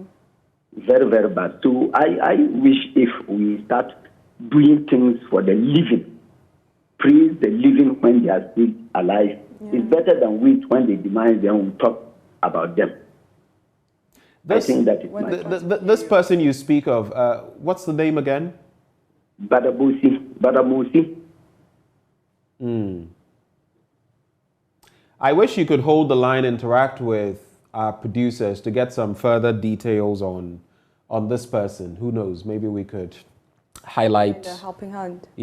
Highlight that issue as well. So don't drop the line. Interact with our producers and let's see whether we can get further details from you, since you are making mention of that. Thank you for calling, and I agree with him. Those are some instances where we simply fail. It seems somewhere we have I don't want to say tradition, but there's this behavior that we always neglect our heroes. It takes me back to TT, the actor. And I mean, we all saw the condition he was in, and he was living in. In his latter days, though, he got quite a number of contributions. Yeah, Vice President, other people coming in. But maybe it could have been too late. Yeah, it could have been. If it was earlier, maybe we would still have him on this earth, type of thing. You understand how we treat our actors, how we treat our pensioners who are picketing, it's just how we treat our elderly, our heroes. It's really unfortunate because these are people some of us or some of you guys watched and looked up to, and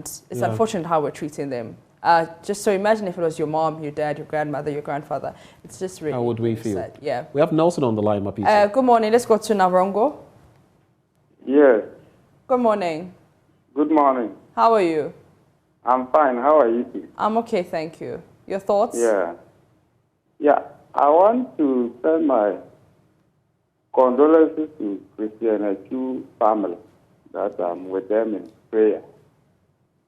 And to also say that, you see, this life is some way. Sometimes I remember this players. Each time they are playing, and we hear the amount that they are paying the players, we cry more than everything. But you see, the risks they take. Today, here is one of our greatest guys who is lying down lifeless. And we are sad. So it's a lesson to us that they do a lot of sacrifice to us. Football is something that is like a passion. So sometimes we shouldn't only look at the amount paid to players, but the kind of passion and the kind of relief that it gives to us. You see that over 40,000 people have died as a result of the earthquake. But only one person took center stage in the world. Not that the other people who died don't matter, but because football is the passion of the world. It unites the world. You see that the whole of England and the whole of the football fraternity, Christianity, was on it. So sometimes I plead with all Ghanaians that we should use this to reflect and to unite. Just as football has come, so Christianity death, very sad, but we should use his death to unite, as a way of what? Remembering Christianity. So I'm calling on all Ghanaians, even the political parties, let us use Christianity's death to unite and build the country so that we can move forward. Because football, we shouldn't always look at the money paid to players, but what it brings. We cannot pay for unity. We cannot pay for peace. But football is one thing that I see always unite Ghanaians. Wherever, whichever ethnic group you belong to, whichever political party you belong to, when it comes to football, it has no ethnic barrier. It has no political barrier. We unite. And on to end, those who ply their trade in football and in sports in general, they take a lot of risk to serve this nation. Right. So we shouldn't only always look at how much is paid. And today, Christianity is lying down lifeless. Even we have all of a sudden forgotten that we are the same people who always say, oh, this is huge amount we are paying to play. Right, right. Thank you so much for sharing your thoughts. And an interesting point he makes, Mapito. Sometimes we look at the glamour. You know, it just got me thinking.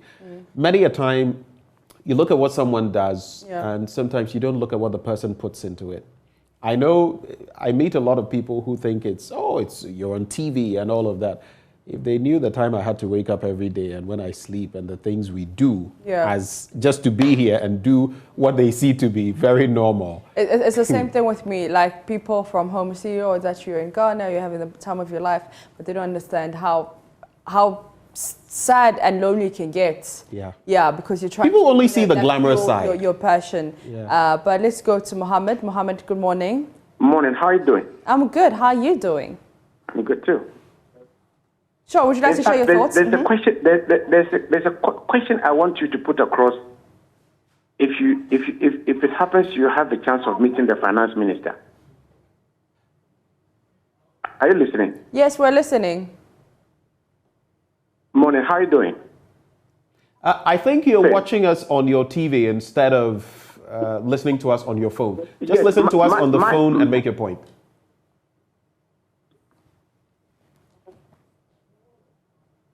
Mohammed? Let's not take him off. Let's just hold on and hear what he has to say. Hello, Mohammed.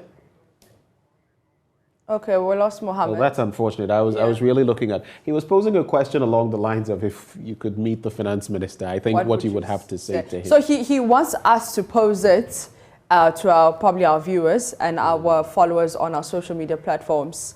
If you had to meet. You know, I would probably give him my blunt thoughts and ask. How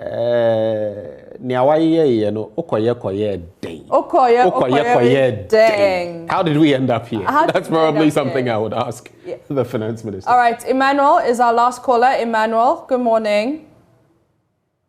Good morning. How are you? I'm good. Can you speak a little bit louder for me, okay? We can barely hear you. I'm good. Emmanuel, I'm so excited to talk to you today. You can hear my beautiful voice. I'd like to hear your amazing voice too. Hello, Emmanuel. Let's try one last time.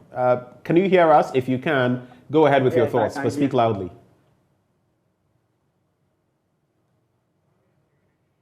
Okay. Unfortunately, Emmanuel is probably maybe having a blue Monday. He's still asleep. I don't know whether it's maybe the Christian Achu thing that has got him. His voice sounded a bit, the little we could hear. The little we could hear. Yeah, or maybe he has his own problems. But maybe. Emmanuel, we wish you all the best. Hopefully you'll be fine. Benjamin, it's been a fantastic show. Okay, we have our last caller, Caesar. Caesar, good morning. Caesar? No? Yeah, hello, sir. Hi. Hi, good morning. Yeah. Let me say, I want to send my sincerest condolences to the families of Christian Achu. We are much in grief right now, but they should take heart. That notwithstanding, I want to ask your favor for we, the National Service Personnel, 2023 batch. Let's make sure whatever is due the national service personnel is given to them at the right time. Because we started this service in November last year. As we speak, we've not even received a dime from the government. Not to even talk about the increments that they always talk about. We know we are in a very difficult time. And the service personnel are also in very, very difficult time because the 5F9 paid to them is not anything. Not to even talk about it's not coming at all. Yeah. So it's very worrisome. If the government, other people who can help are there, they should help talk to the government. Right. They should increase it for us more. Sure. And even if the increments will not come now, we want the 5F9 paid. Okay. So that they will not even be sending us go take loan and others. Sure. Right. We're going to have to go now. Sorry for butting in like that, but your point is made. Before we take that final sip of water, Samuel Kojo Brace, our colleague, sent in this. Dr. Patrick Echekwesi, you are leader of the Western Nzima Youth League. Today is your birthday.